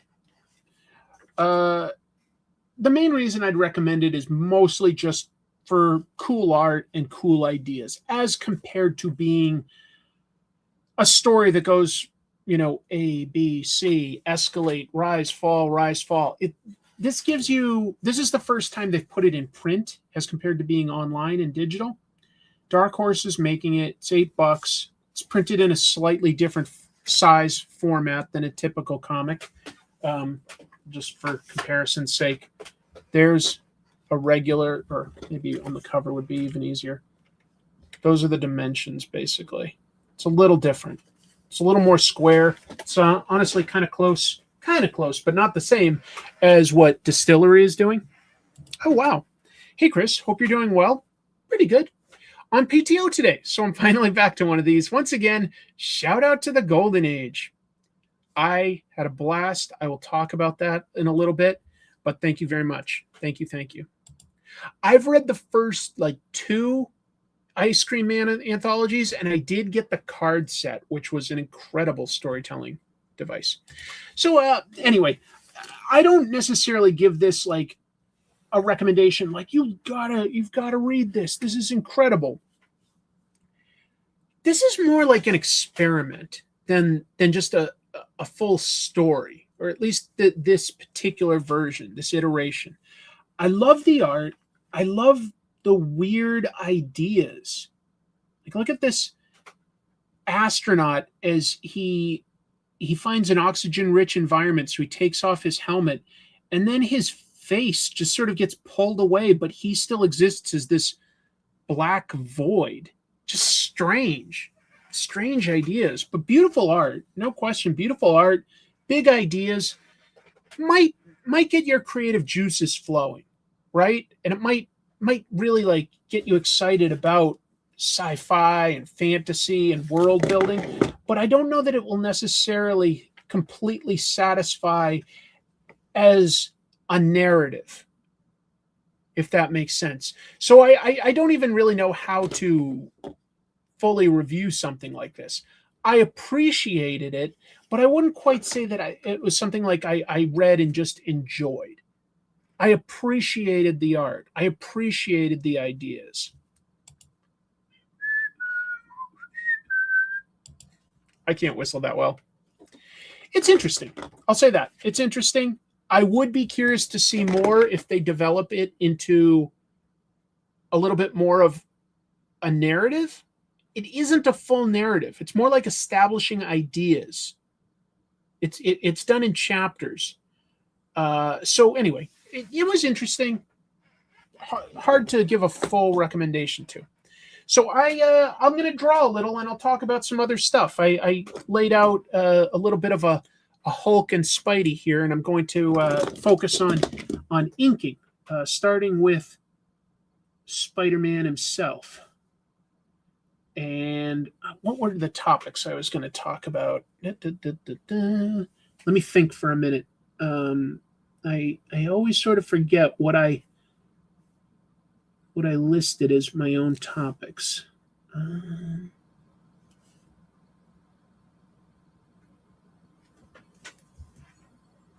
Think, Christopher. I'll tell you what. First, I'll get to Brand New Day, but let me talk real quick about comic trope stuff. If you didn't get a chance to see it, I uploaded a new episode today, and it's about some Golden Age weirdos. I had a lot of fun doing it. It's probably not going to perform exceptional, but the people that see it tend to like it, and I like making them. So, yeah. Just thought I'd throw that out there. I hope you'll give it a watch. Basically, I found 2 superheroes from the Golden Age from Quality Comics that have weird powers. One of them,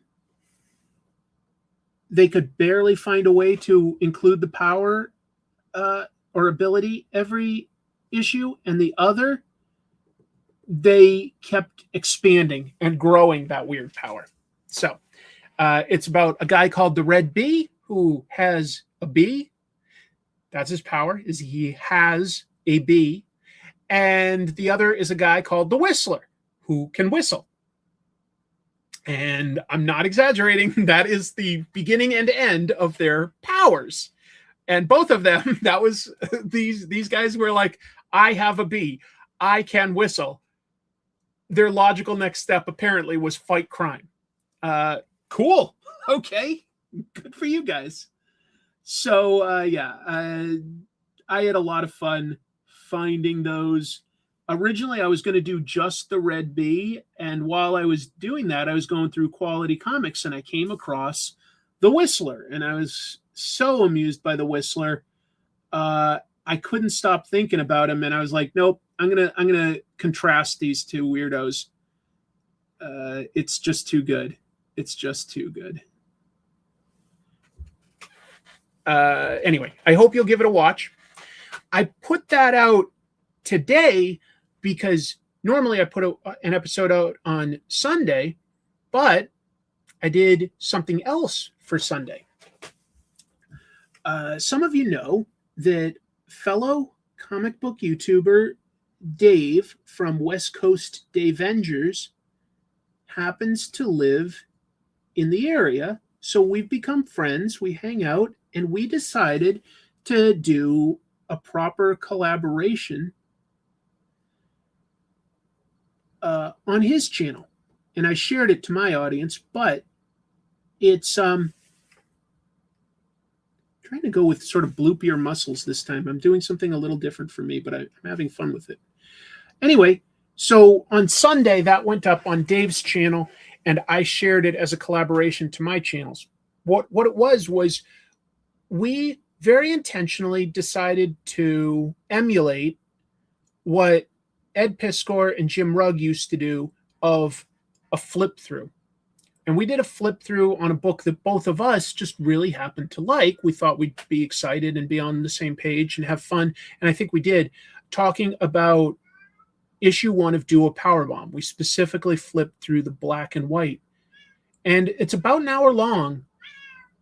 I'm proud of it. Thank you, Jack. He wants to join in. We talk about the art and the storytelling decisions that Daniel Warren Johnson makes, at least as it appears to us. And I feel like whether I got it right or wrong, according to Daniel Warren Johnson, I still think I talk about a wide variety of art and storytelling techniques as it relates to comic books, decisions on composition, lighting, perspective, panel-to-panel storytelling, gesture, emotion. And I'm very proud of like the observations that I made. And I think that there's a lot to enjoy and discover in it. So I hope you'll consider watching it. Again, it's on the West Coast Davengers channel, and it's a walkthrough of do a power bomb. So I had a lot of fun doing that with him. And if people like it enough, maybe we'll make more. But it depends on whether people like it.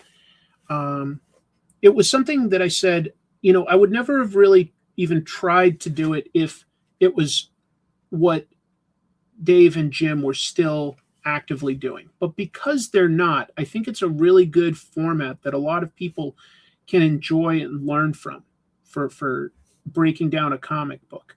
It also honestly requires less preparation because you're getting to talk and interact with somebody, which is very, very fun for me since I do so much of my YouTube stuff alone. So it was really fun to collaborate.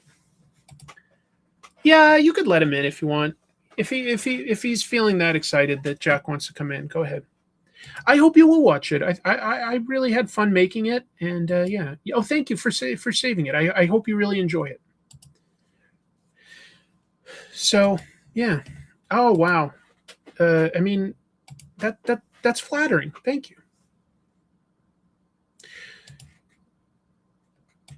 Lots of fun watching you both go through Daniel Warren Johnson's comic to a powerbomb black and white. It was a great team up. Hope you do another one. Well, then I guess we'll have to. I haven't really looked at how it's performing, but I hope it's doing well. Did someone else not have the flip through show up in their notifications subscription tab? If I didn't have the Patreon, I'd have missed it completely. It is frustrating to me right now that for some reason, YouTube is not sharing my videos to all of my subscribers. And I don't know why right now. I haven't figured that out. I haven't cracked the code, so to speak. I hope I can do something to make YouTube happier so that I can share my videos to more people. But for now, there's no question in my mind that it is not being shared to everybody. It must just be a new way of doing things where they just don't automatically share your videos to all your subscribers. I think that what YouTube wants is if you have to both be subscribed and regularly click on that content. If you're subscribed, but you haven't clicked on it for like a week or two, they just don't show it to people. Oh, good. A bunch of you did get a notification. That's nice. I have seen the trailer, and no guarantee yet, but I am trying to coordinate an interview with Mr. Bill Sienkiewicz. We have met a few times. Really admire the hell out of Bill. He's one of my favorites, to be honest. And it would really be nice if I could book some time with him. We'll see. I'm trying, folks. I'm trying because I know I don't do a whole lot of interviews anymore, but Bill Sienkiewicz is one that I really would love to get to talk to. He said that he wants to be on the show to me several times, and I think that we'll be able to make it happen. But I don't know exactly when, but I'm trying.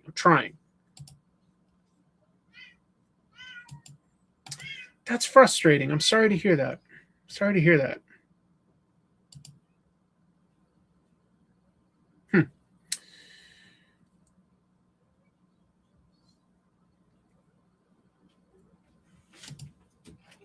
Uh-oh, what do I have coming in here? Jack, do you want to come in? In or out, buddy? Meow. Do you want to say hello? I'm seeing if my cat wants to come in or not. Do I have any bald spot? Okay. Hey, bud. Hi. Hi. I'll go back to drawing and talking in a sec. I'm just going to see if my cat wants to jump up. No.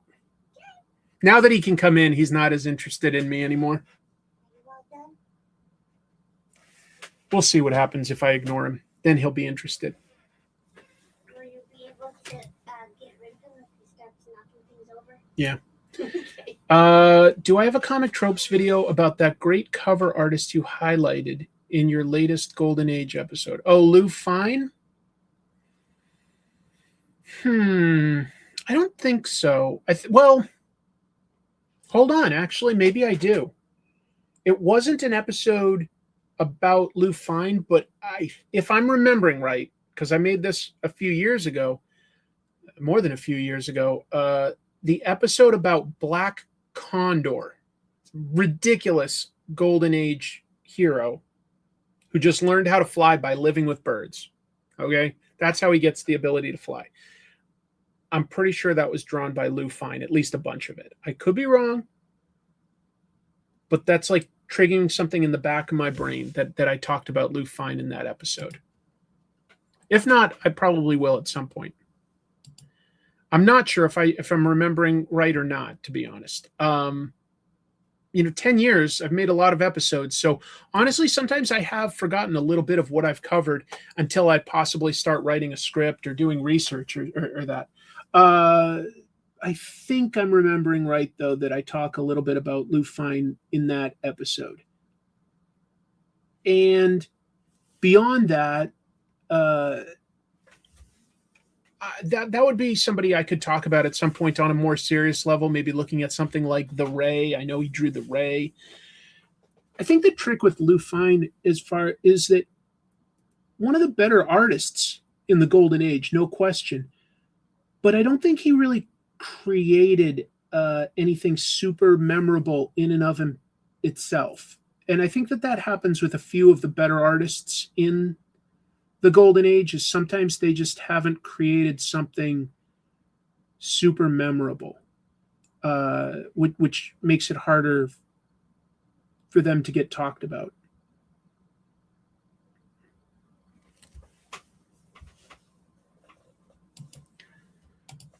It all blends together. But I would say it was somewhere around like maybe my like third or fourth year, the channel all of a sudden like started growing really fast for a while. And that was really fun. I was still being kind of silly. There was still so many topics I could do. And that was really fun. I also liked like maybe like 5 years in or something like that when I got to use the YouTube studio in Tokyo. That was a really fun achievement for me. I want to say that was like about 5 years in. And that was really a privilege. And I wish that the YouTube studios still existed. Unfortunately, that is an experiment that they let go during the pandemic, but it was really cool for a while.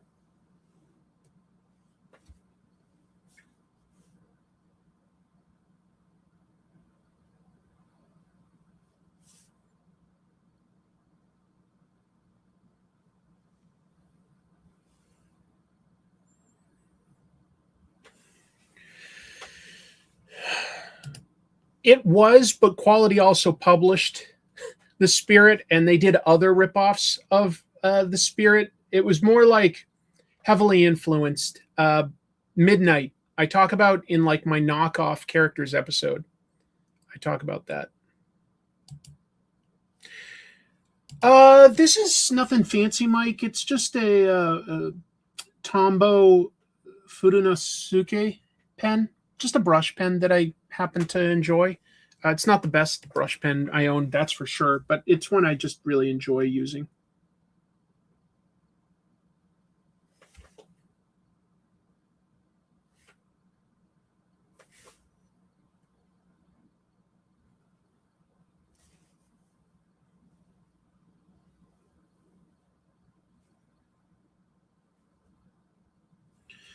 What else can I talk about? So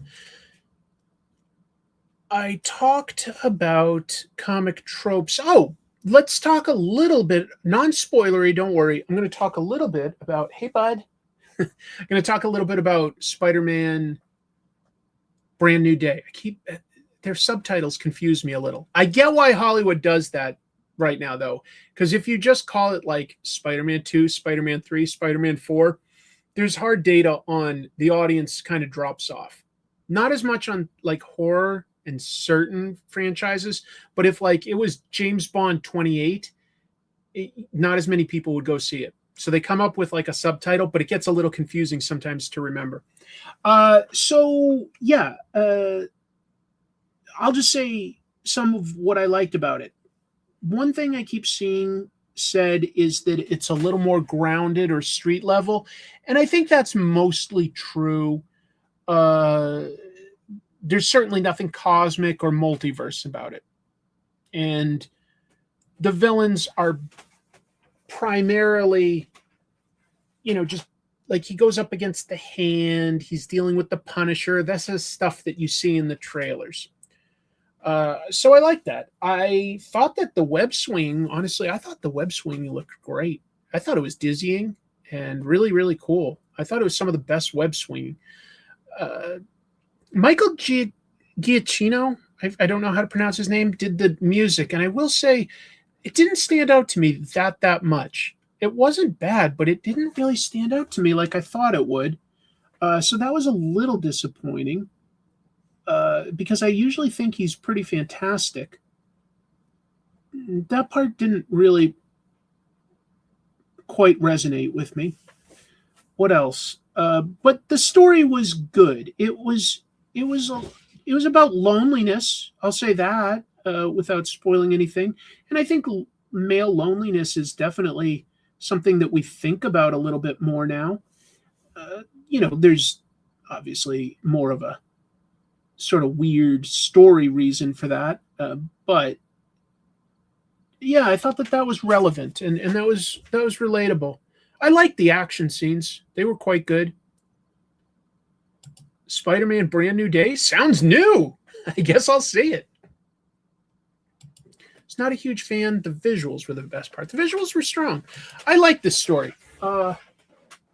It took little elements from different comics runs, but I wouldn't say it was a pure adaptation of anything, which was interesting. I'll say that there's an ongoing thing that like Marvel could probably address better, and that is that they haven't really given the Tom Holland Spider-Man his own arch enemy type thing, right? The closest might be something like the Vulture, but the Vulture also was really mad at Tony Stark. Iron Man was a really important part of that. Mysterio was kind of mad at Tony Stark. Then, like, as fun as No Way Home was, all the villains were, from the Andrew Garfield and Tobey Maguire movies. So I just don't feel like they've quite given this Spider-Man anything personal enough. I really wish that they would. And we're getting to the point where who else do you use right now? Because if they came up with, say, another Dr. Octopus, well, we've already seen Dr. Octopus now, so it wouldn't really matter. It wouldn't mean as much. But there are still some great villains. I think that you could do something really good with Mr. Negative. Well, yes, Scorpion is an archenemy, but is he a clever enough and personal enough enemy that there's a big connection there, or that he gets a lot of screen time? Not really. Yeah, I mean, if they wanted to have Ned go the Hobgoblin route, that would be very sad and painful, but I don't know if I see Jacob Batalon portraying Hobgoblin. He certainly could, but also if we do that, aren't we right back to redoing the same story beats that we've seen with Green Goblin in both Spider-Man 3 and Amazing Spider-Man 2? We've seen that, right? I don't think it's worth making Ned into Hobgoblin. I think that Ned, look, he's called Ned, but he's basically Genki Lee from the Miles Morales comics, if we're being honest with ourselves. Visually and in terms of how he presents himself, he's Genki. He's not Ned.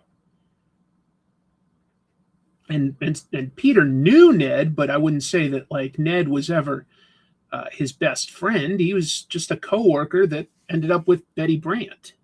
So, yeah.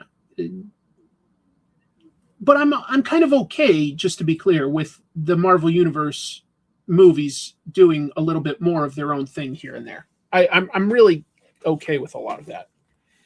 But anyway, I think that would be one thing that they could do better is have a very personal villain. Scourge of the Underworld, interesting idea. Jack-o'-lantern, they could build up better. Ned and Roderick Kingsley, yes, there have been retcons, this, that, and the other. Spider Slayers, yeah, Molten Man, they sort of did do in Far From Home, but I know not really. You know, at this point, look, Tom Holland's been doing a great job, but he's been playing Spider-Man for like 10 years. It might be time, since it's a movie, not a comic, to move on to Miles Morales. It really might be. You could probably get like one or two more Spider-Man movies out of Tom Holland, and then he's going to be a little too old, I think. Paste Pop Pete. Yes. Yeah, MCU Silvermane is good, but again, like, you know, they keep using these villains other places. If you haven't seen it, they basically use Silvermane in Spider-Man Noir. And it's like, you could do a more comics accurate version, but you've still used it, and it loses some of the specialness.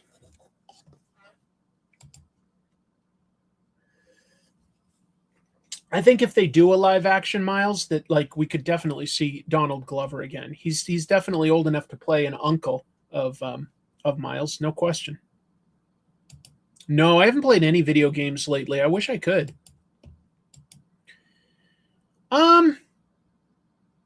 No, I don't think that it matters that they've shown us, because I strongly suspect there could be a twist. Like, they're setting it up as though it's the Cap we know that went back in time and was with Peggy. But what if it was just a like, this is the multiverse? What if it's just a parallel universe where he didn't get frozen and he was with Peggy, but he's a totally different guy? I think that that's a definite possibility.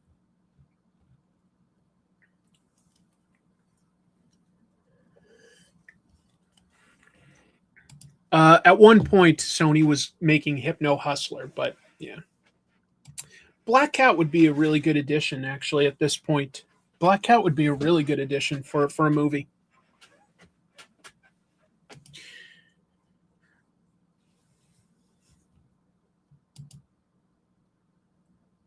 Even though they've used Kraven, I think that would be so strong. I think that they should adapt it either as an animated movie or give us Kraven.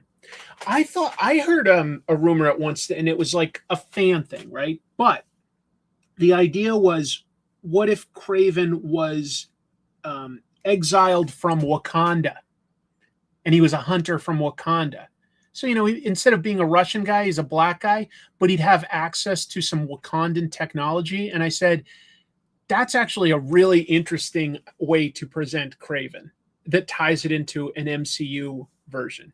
Make him something like a Killmonger, but he's Kraven. And I was like, I like that idea a lot, actually. Yep, you could have Ox, Montana, and Fancy Dan. Nope. Sin Eater. They did introduce Jean DeWolf, and yeah, as a big comic book nerd, I was like, oh no, are we gonna like have some tragedy in this one? But they do some different stuff with Jean than I expected. I'll just leave it at that.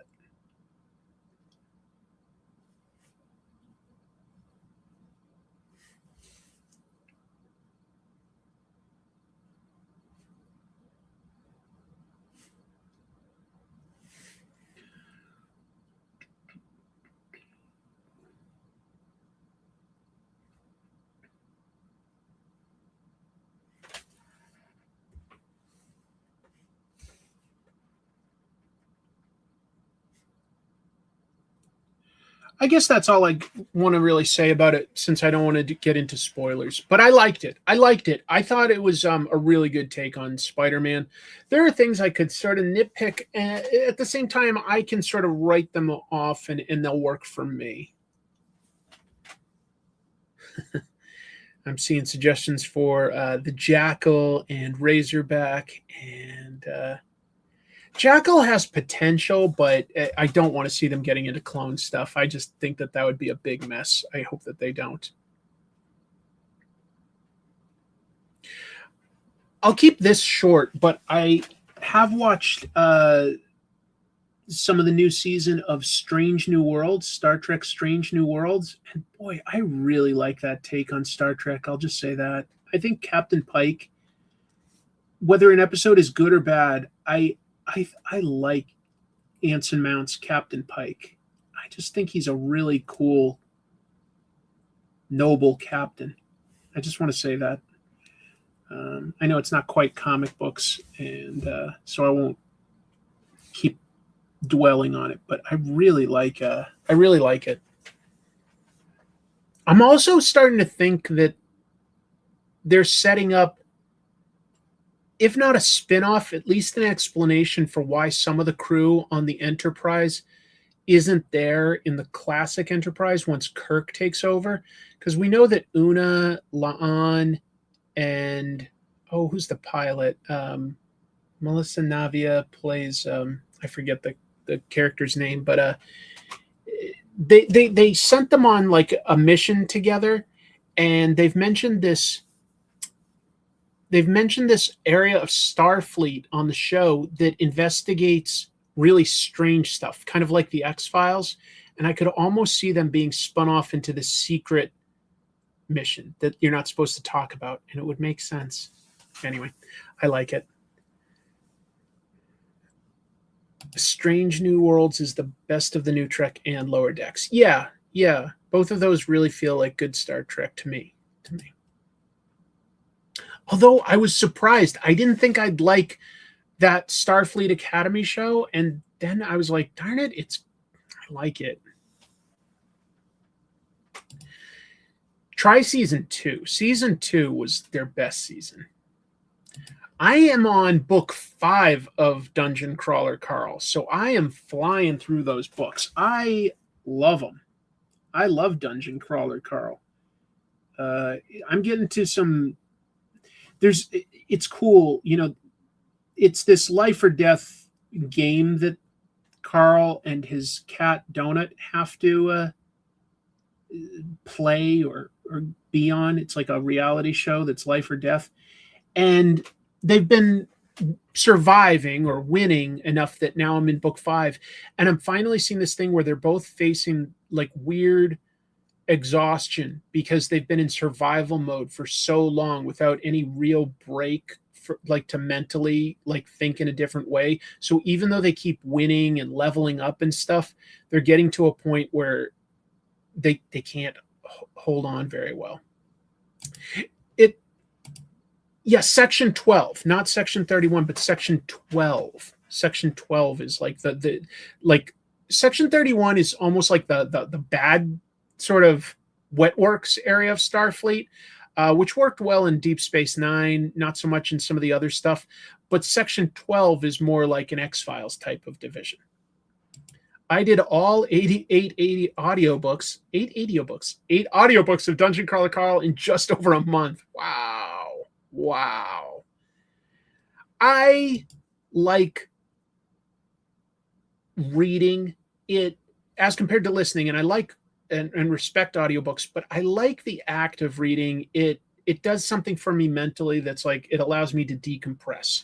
So I've been enjoying the permission I'm giving myself to sort of relax a little and decompress by reading some of this stuff. So yeah, that's been my big, that and reading comics has been my big release valve lately in terms of relaxing and getting a break from everything going on in the world.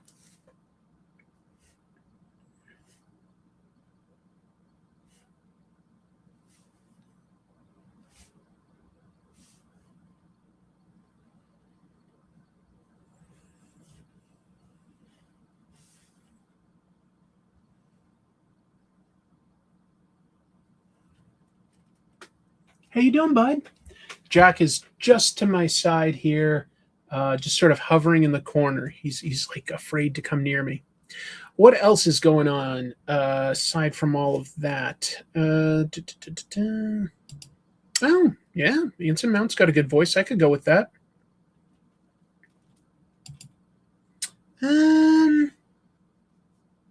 a little bit.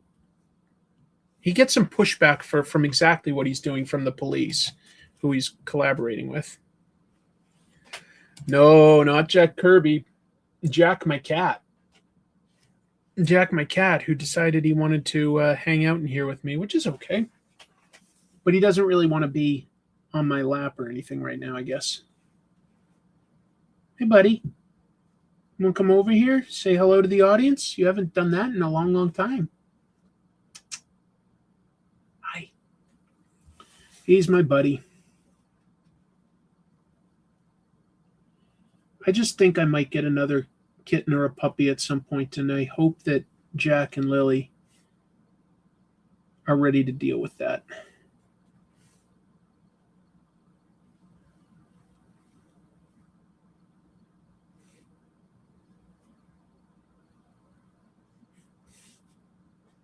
I think that they would be good with that. I think that they are friendly and playful enough that my cats would be okay with another little friend in the house. We'll see. Is that the animated cartoon? I never really watched that, so I don't know. Just wasn't super into it.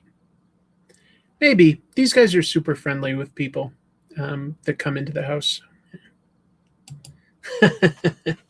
I want to get one more that I can like basically have in here with me all the time when I'm working and just will bond with me. Oh, wow. Just joined. Thank you for joining. Wanted to super chat before I start from the beginning. By the way, every day I remember that I need to read Bitterroot, thanks to you. Bitterroot's really cool. Bitterroot's really, really good. All right. Thank you very much for the super chat and welcome. And thank you. Thank you very much. Appreciate that.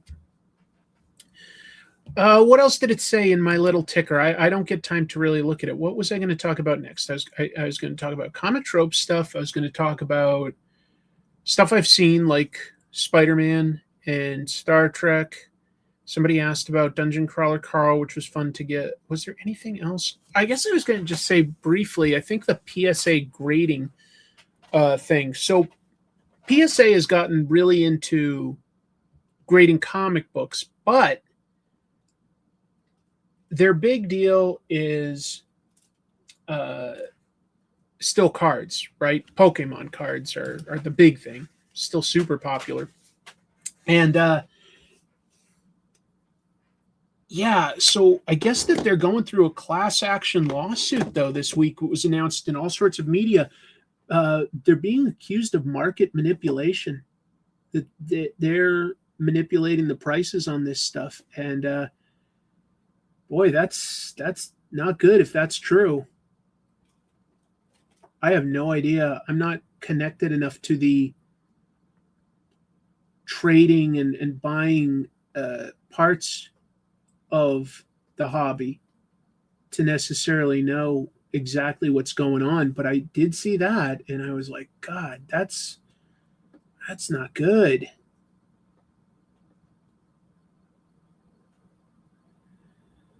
But I've consistently heard stuff like that from all sorts of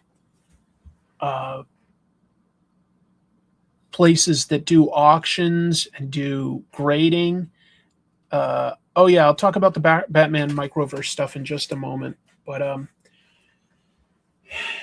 it's disturbing to think that these places could be engaging in practices like that, but they would have a lot of incentive and a lot of access to the market to potentially do it. So I don't know, maybe.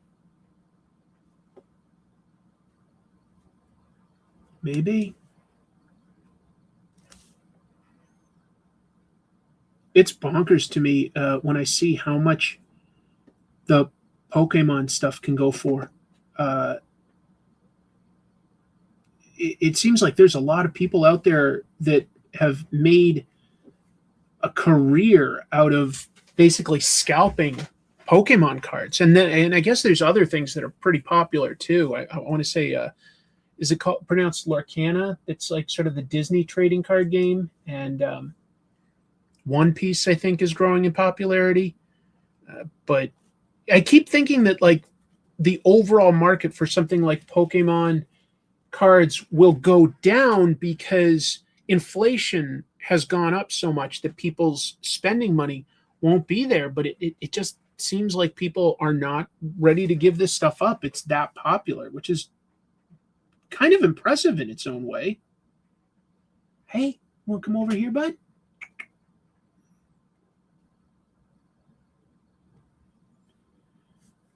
So yeah, that seems to be a big deal, and we'll see. I'm not going to be surprised, basically, if it spreads to the graded comics world very soon. These accusations of market manipulation. I think that's a very real possibility.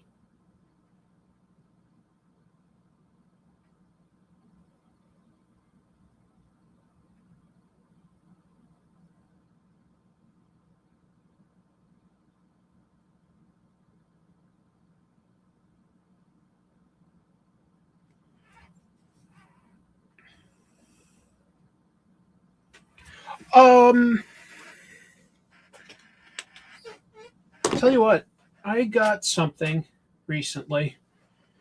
There were these, if you ever go to a Walmart or a Target these days, you'll see mini things, mini blind capsules that have, and a lot of it is aimed at young girls, I want to say, because it'll be like dolls or baking or just things that you could put in a dollhouse. And they're trying to, I think, appeal more and more to boys, because I see some of these blind capsule things that are like, crossover, like Lord of the Rings and Harry Potter. Well, they introduced a Batman one, okay? They introduced a Batman one. And I went ahead and got them out of curiosity to see what you get. So it comes in these, like, I've got two of them here. They come in these vaguely Batcave looking capsules with a logo. And when you open it, you can put a clip on it so that it's permanently there, and it'll hold something here, because each one includes something miniature. You can get like 15 different comics, some of them graded. And they don't seem to be the full comics. They definitely are just sort of a replica cover, although the printing fidelity is quite interesting. So I got, like, for instance, this Nightfall Kelly Jones one and this Batman Hush Jim Lee one that has a fake grade on it. It came in a slab, and they come in these little like this came in, for instance, this little weird holster for it, right? It's cute because it's tiny, and then it can clip in here, and you can display what you've got. You can stack these silly things. I don't know how that one's supposed to clip in, to be honest. Hold on. Steve Sorensen, thank you very much. By the way, I enjoyed the newest Spider-Man movie. I feel the overall theme is you don't have to face life alone. Your strength grows through friendship, trust, love, and support. Together, we are stronger every day.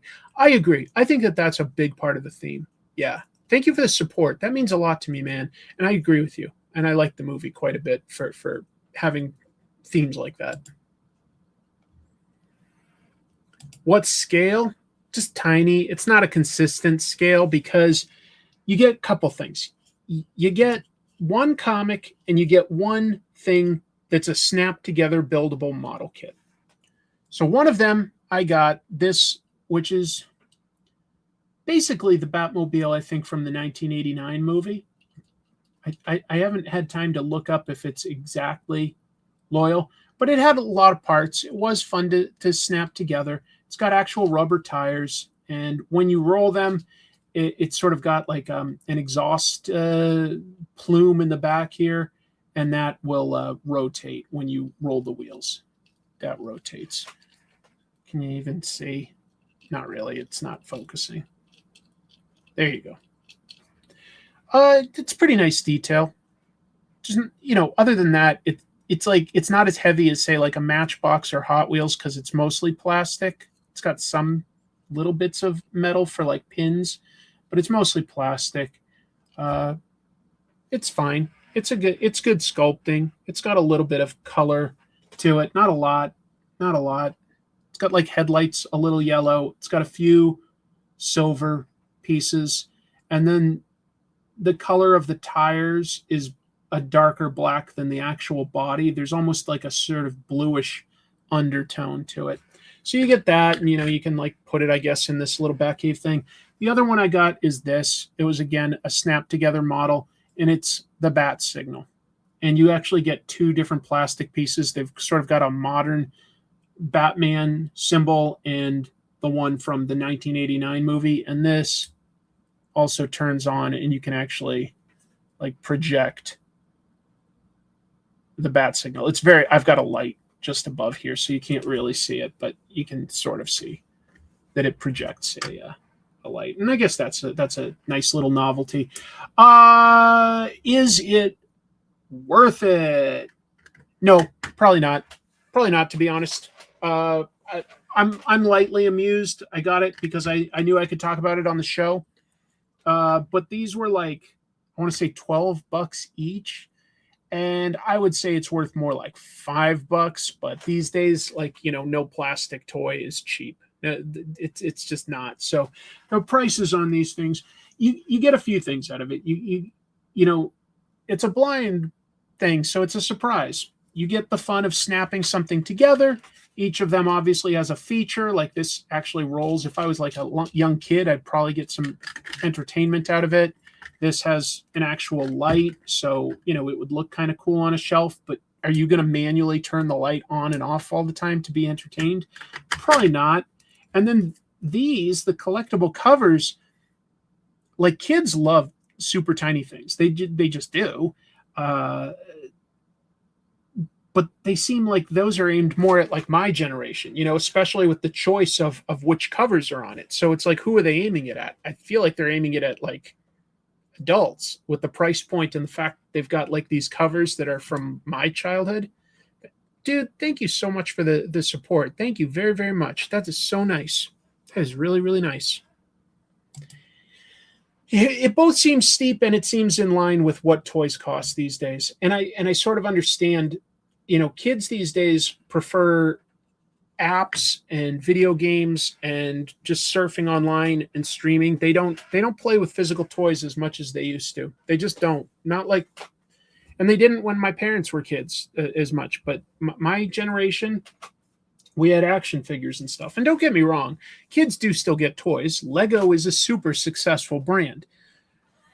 But that's because they've expanded beyond aiming at just kids, right? They aim also at collectors. They aim at a lot of different segments of the market. And yeah. A graded comic for $12 is a steal. That's fair.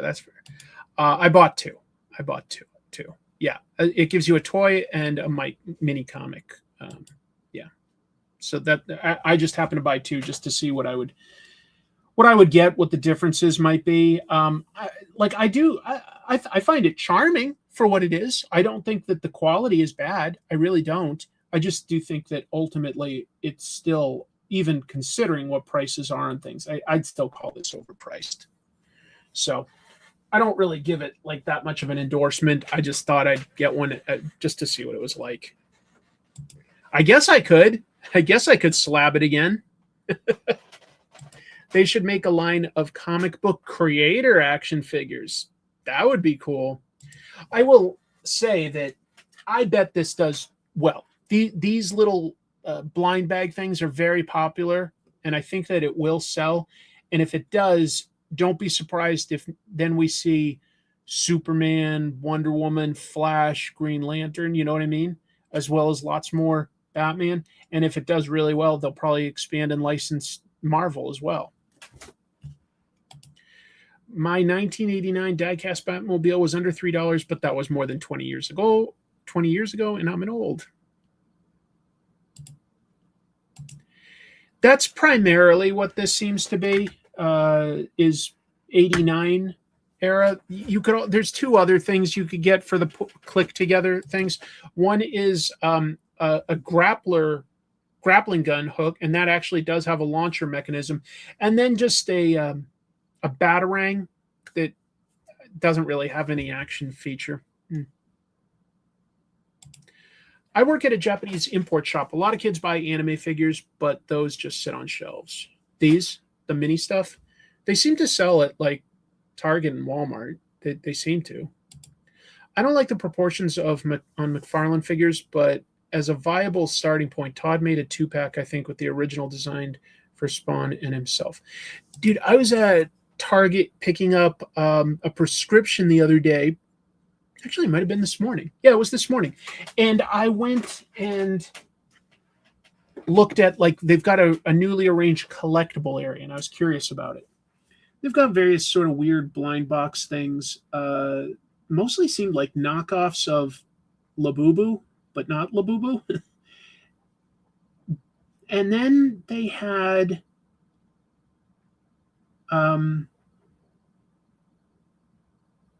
they had some McFarlane figures that weren't in like their sort of normal figure area. They had like a Savage Dragon there. It was $50. It was very big though, and it was super detailed. I don't know about overall what would I say, articulation. I didn't pause to look that long. But $50, I was like, good Lord. Can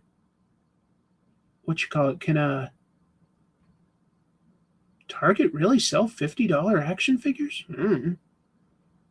Maybe some of those Transformers are like $50. I've never really looked.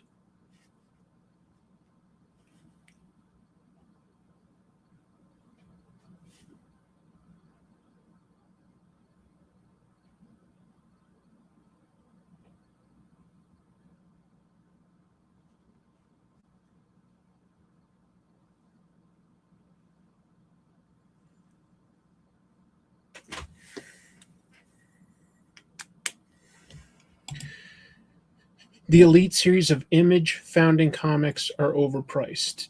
$50 seemed really high to me for what it was. I was like, maybe 35, maybe. But then I like G.I. Joe, right? So I looked in that aisle to see what they had. And they had these things from Super 7 that were so ridiculously overpriced, in my opinion. Super 7 has a license to make G.I. Joe figures at the old 3 3/4 inch scale with that articulation that they used to have, the swivel arm battle grip and the O-ring around the hips, but they're making new figures. And it's like, for somebody like me that loved that line, that's tempting, except what's the price point on it? They had a new Snake Eyes, for instance. And I was like, oh, how much? It's like $22 for a tiny little figure. And I was like, you're out of your mind. That's double what it should be. That is crazy to me. Super 7 asking $22 for a tiny figure. I was like, no wonder kids don't get into this stuff. No wonder. Super 7 is always overpriced. I wonder what the quality level is like. I have no idea, because I wasn't going to pay that. No way. It looked fantastic. The Savage Dragon figure looked like how Eric Larson draws it, but I was like, I can't spend $50 on a figure. The Super 7 Reaction Plus line O-Ring are way too pricey for what they are, but the price on everything has shot up like crazy. Marvel Legends alone have gone up like $5 each in the last year. Well, that's because like the cost of the oil that makes the plastic has gone way up, and the import costs from other countries has gone way up. So those two things together, just brutal. Interesting. Victor says Super 7 has a lot of quality control issues. I always love the Nika action figure things. I don't know if I've got any. I might have like one or two Donatellos. I like looking at them, is what I'm saying. But I remember, what did I have? I had a Donatello, I guess. It was very brittle. So it's like you didn't really want to play with it. You could carefully pose it, but like very brittle. So I didn't know if that was the plastic or the decisions on like how thick to make things. But I got the impression that Nico was very delicate.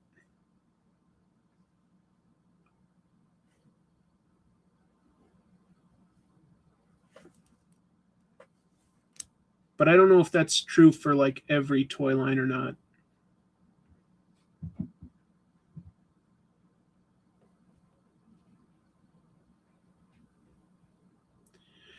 Wow, I really talked a lot about toys. Sorry, people are here for comics, not toys. What am I, crazy?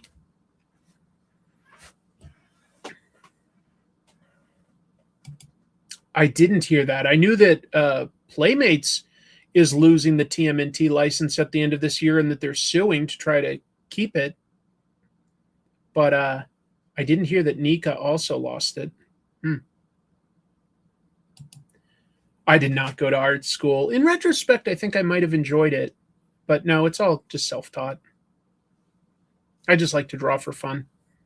And I'm drawing slow because I'm chatting and thinking and stuff, making weird little mistakes, but that's okay. I'm having a good time.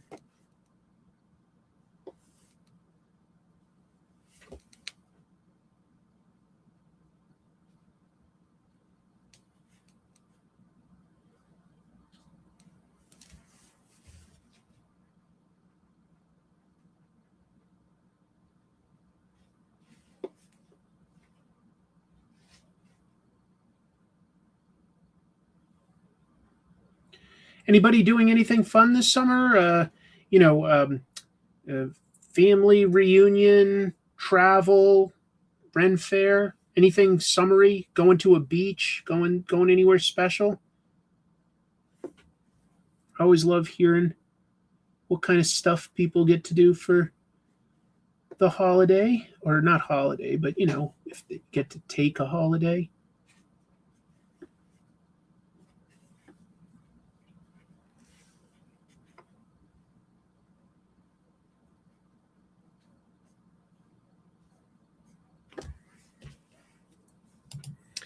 Yeah, Todd lost the license to DC stuff to Mattel at the end of this year.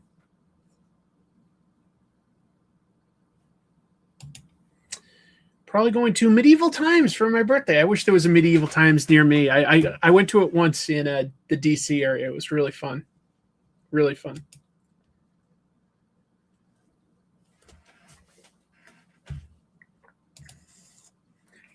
Clacton Beach to vote for a bin.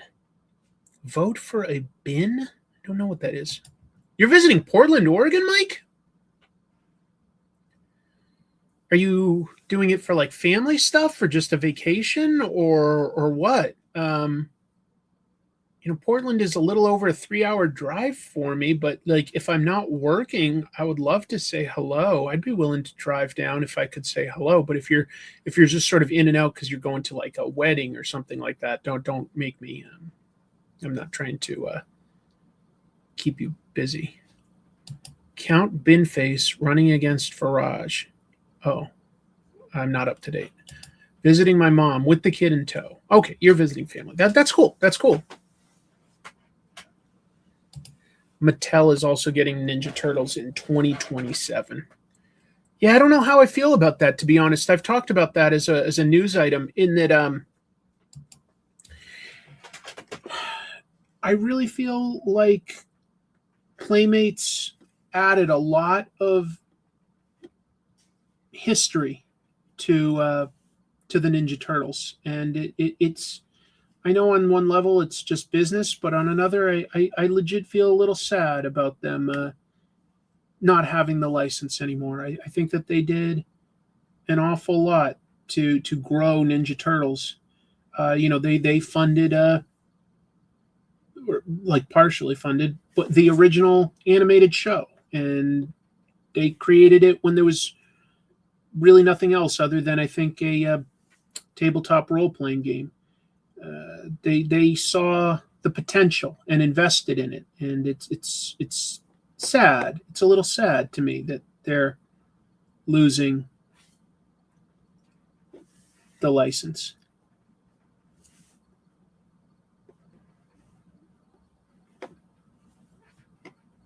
Maybe I shouldn't feel something like that because it's just a business. It's like a faceless business, but there's a nice history there of helping the Ninja Turtles become what they are, in my opinion.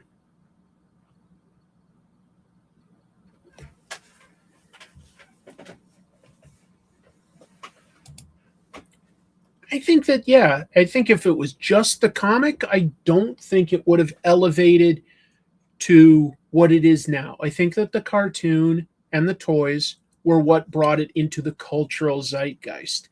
And I love the original comics. They're my favorite part of it. But I also don't think that they would have necessarily made the same impact without those things. Yeah, they funded the original show. At a certain point, they didn't fund it anymore, but they originally did. So yeah, pretty big. I'm job hunting. Hopefully I can make some money from my art. Good luck. That would be nice to make some extra. Just, yeah, watch out for yourself. Don't let somebody say that they'll pay you later. Get paid at least half up front. You know what I'm noodling around on this and wondering is, should I make this Hulk hairy? I kind of like Hulk to be monstrous and be kind of hairy and weird. But I don't know. I feel like most artists don't do that for Hulk, but I think he should be hairy.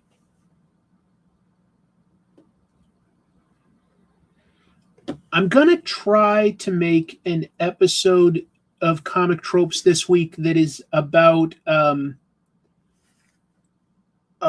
manga artist with a lot of history, and I'm a little worried about, can I finish it all within basically sort of like 2 days that I have free, and I'm not sure, so I may only get to make sort of like half of it or something like that, and have to come up with a what would I say, like a story time episode to just put something out this weekend. I'm not sure. I'm going to try to do a full Comic Tropes episode and get it out this week. I've been working, just busting my butt, trying to come up with the show weekly, like to just, keep it coming out regularly. It's been very important to me. It's been tough. It's been tricky to do that. But I like the challenge.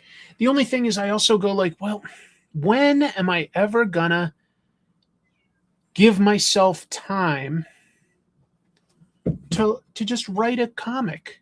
I really want to write a revision of a script, and I just don't know when I could do that, because any time I dedicate is going to take away from creating a Comic Tropes episode. Go ahead, bud. You can leave.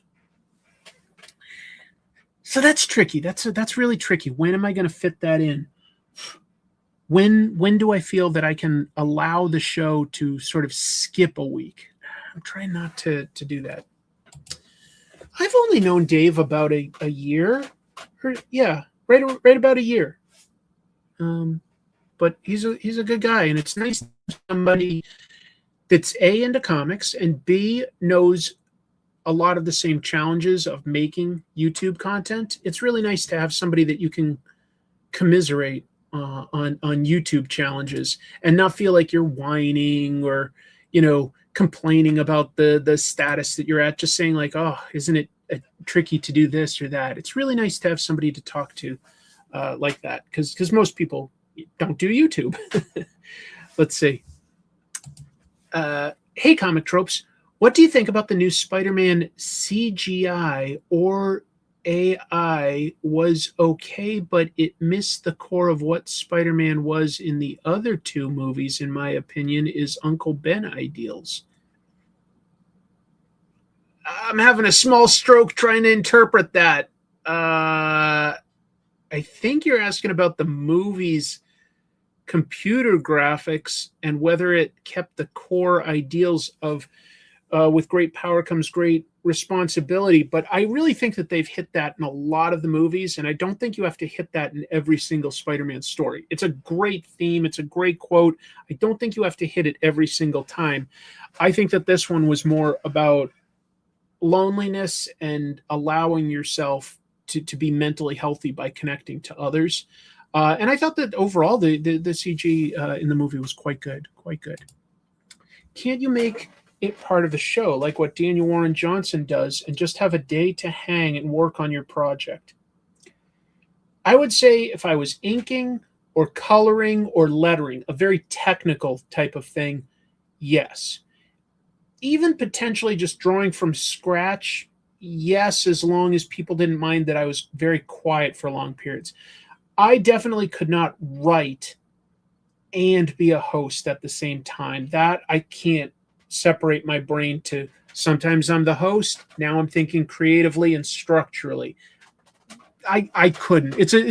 I thought a little bit about it. Like, could I create it as content? And not quite. I might do, like, say, a story time about the challenges of writing structure or character arcs. But that would be about it. Why don't you take a month or two off from comic tropes to focus on writing a comic? I wouldn't need that long, to be honest. I wouldn't. I've got plenty of ideas that are very far along, and even have drafts, but aren't quite, in my opinion, ready to hire an artist. I need a little, so I wouldn't need to take a month. But here's the thing. I've been doing this for just over 10 years, and you skip a week and you don't lose subscribers necessarily. People still support you there, but the views go down on your next video, and people on Patreon might leave. They just do. And that means I'm taking a financial hit every time I do that. So it's a decision to invest in myself. If I take a week off, I either need to invest in my mental health or something like that. I needed to slow down. I've had to do that. Or I'm doing something with my family, and that is for me. But is it worth taking the financial hit on my channel and having, like, a tight month for paying bills to write a comic book? On a creative level, absolutely, it's worth it. Absolutely. On a financial level, will it be success? I have no data on how to measure something like that. So that's trickier. Hey, welcome back. Hi. Oh, that's Lily. Hi, Lily. Do you want to come say hello? No, she doesn't. Anyway. Here for us having a stroke reading that. Yeah, that was a little tricky. Sorry, that was a little tricky. Possibly, yes, I could possibly create a video about the process of making a comic. However, I would also rather do it like this if I was going to. I used to teach several semesters for a few years, a writing class. When I lived in DC, I was it wasn't my job. It was an extra thing. I would teach writing for comics at a school. And I don't still have my notes and educational plan, but I would consider recreating those educational plans and offering those as videos. How to write specifically for comics. That would be cool, and that would help. See, I've thought about that, Mike, and I think I could do it if I was doing this full time. First of all, I could get ahead if I was doing it full time, but I have to balance that. I've got a day job, and I've got to do stuff like everybody does to, like, do some cleaning and keep the house, working, right? Yeah, I could do a Kickstarter, but if I do it, I want to make sure that I have stuff done and everything. Is there anything we can do beyond Patreon to make it easier to take that break? The simple answer is that it would just take, I'd need to make sure that I had a cushion of some money And I don't want to ask for that. I don't think that that's the right way to do it. I think I need to just sort of take the gamble and invest on myself at some point. But if I do, I want to time it out so that I'm only taking about a week off of my show, not like 2 weeks or something like that, because I don't know if I could quite afford that, to be honest. Chrissy and I do well. We've got a house, we've got a car, but health insurance is very expensive because neither of us work a full-time job with benefits. So like there's some tremendous expenses. And I already asked for people to sort of help with rebuilding my house after the flood. So I'm not going to ask for help again to write a comic. That's a luxury. That's a luxury to do something like that. So anyway, we'll see. But what I could do is if I had a little bit of extra time, maybe I could at least gather together some of my comics and just sell them, right? And then I'd have enough money to go, okay, now I can take a week off. I sold a bunch of comics or something like that, sell a collectible. That's something I might be able to do. That's what I'm leaning towards. And if I could just sell a bunch of, collectibles or comics and have a little bit of extra money, then I feel like I could take that week off, perfect a script. And from there, great. Either then I'm going to hire an artist and it's all about pitching or crowdfunding if the pitching doesn't go smooth. Could you do a few quick storytime episodes to buy you the time?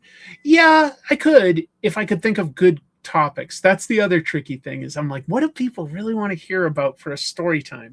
Usually it's got to be something that I haven't revealed before, something like, personal, like the time I'm talking about, being a real life superhero or pitching to Image and getting accepted and then having it all fall apart. Things like that are like, interesting in and of itself.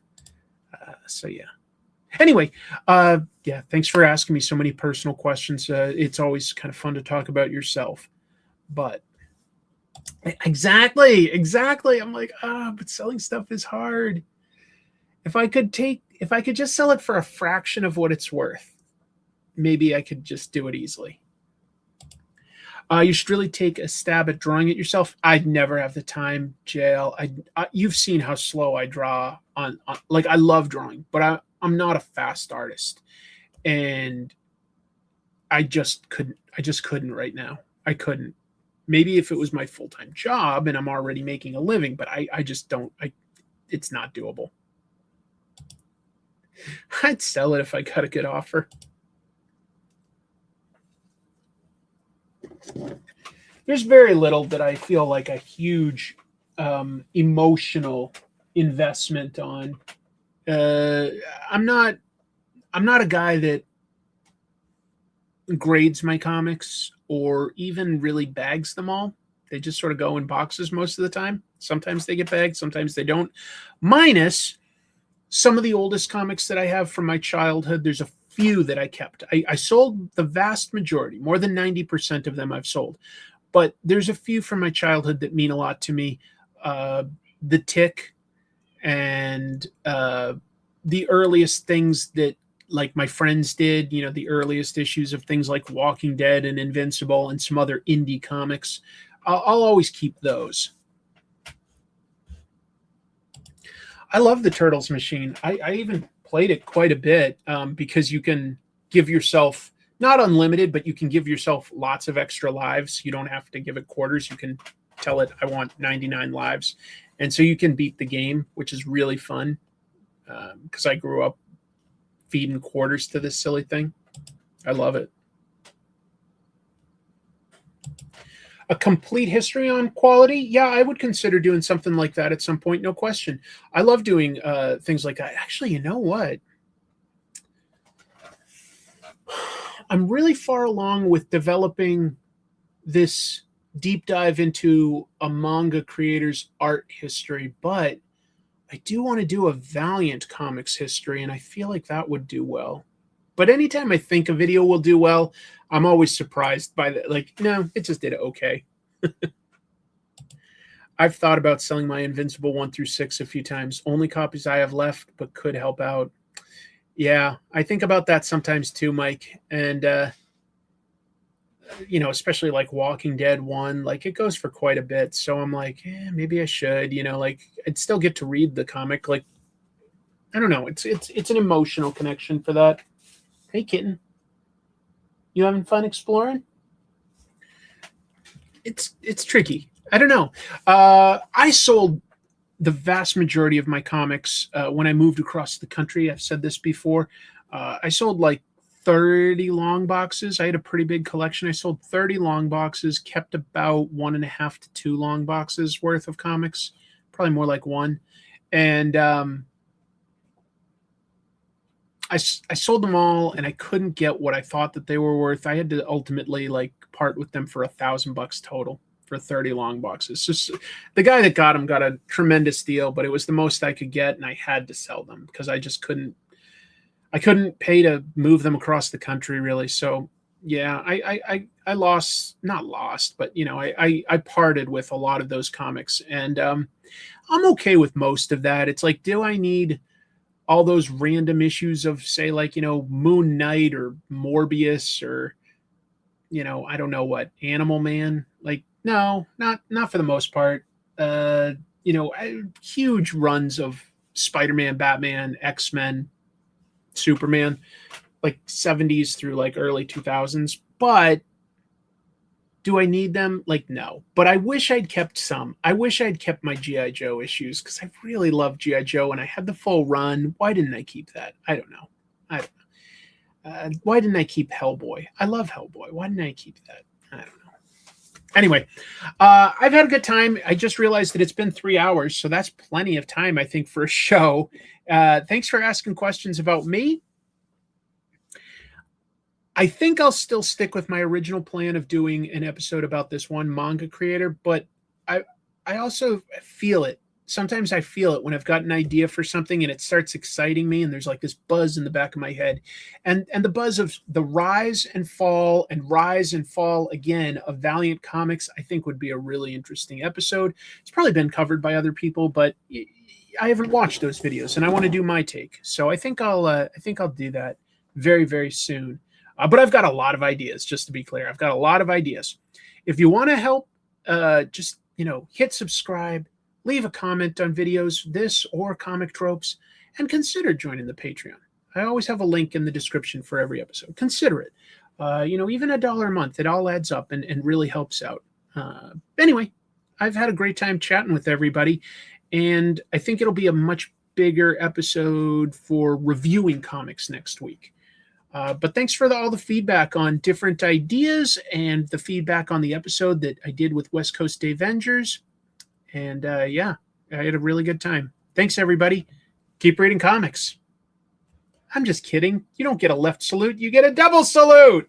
Double salute. Keep reading comics. All right.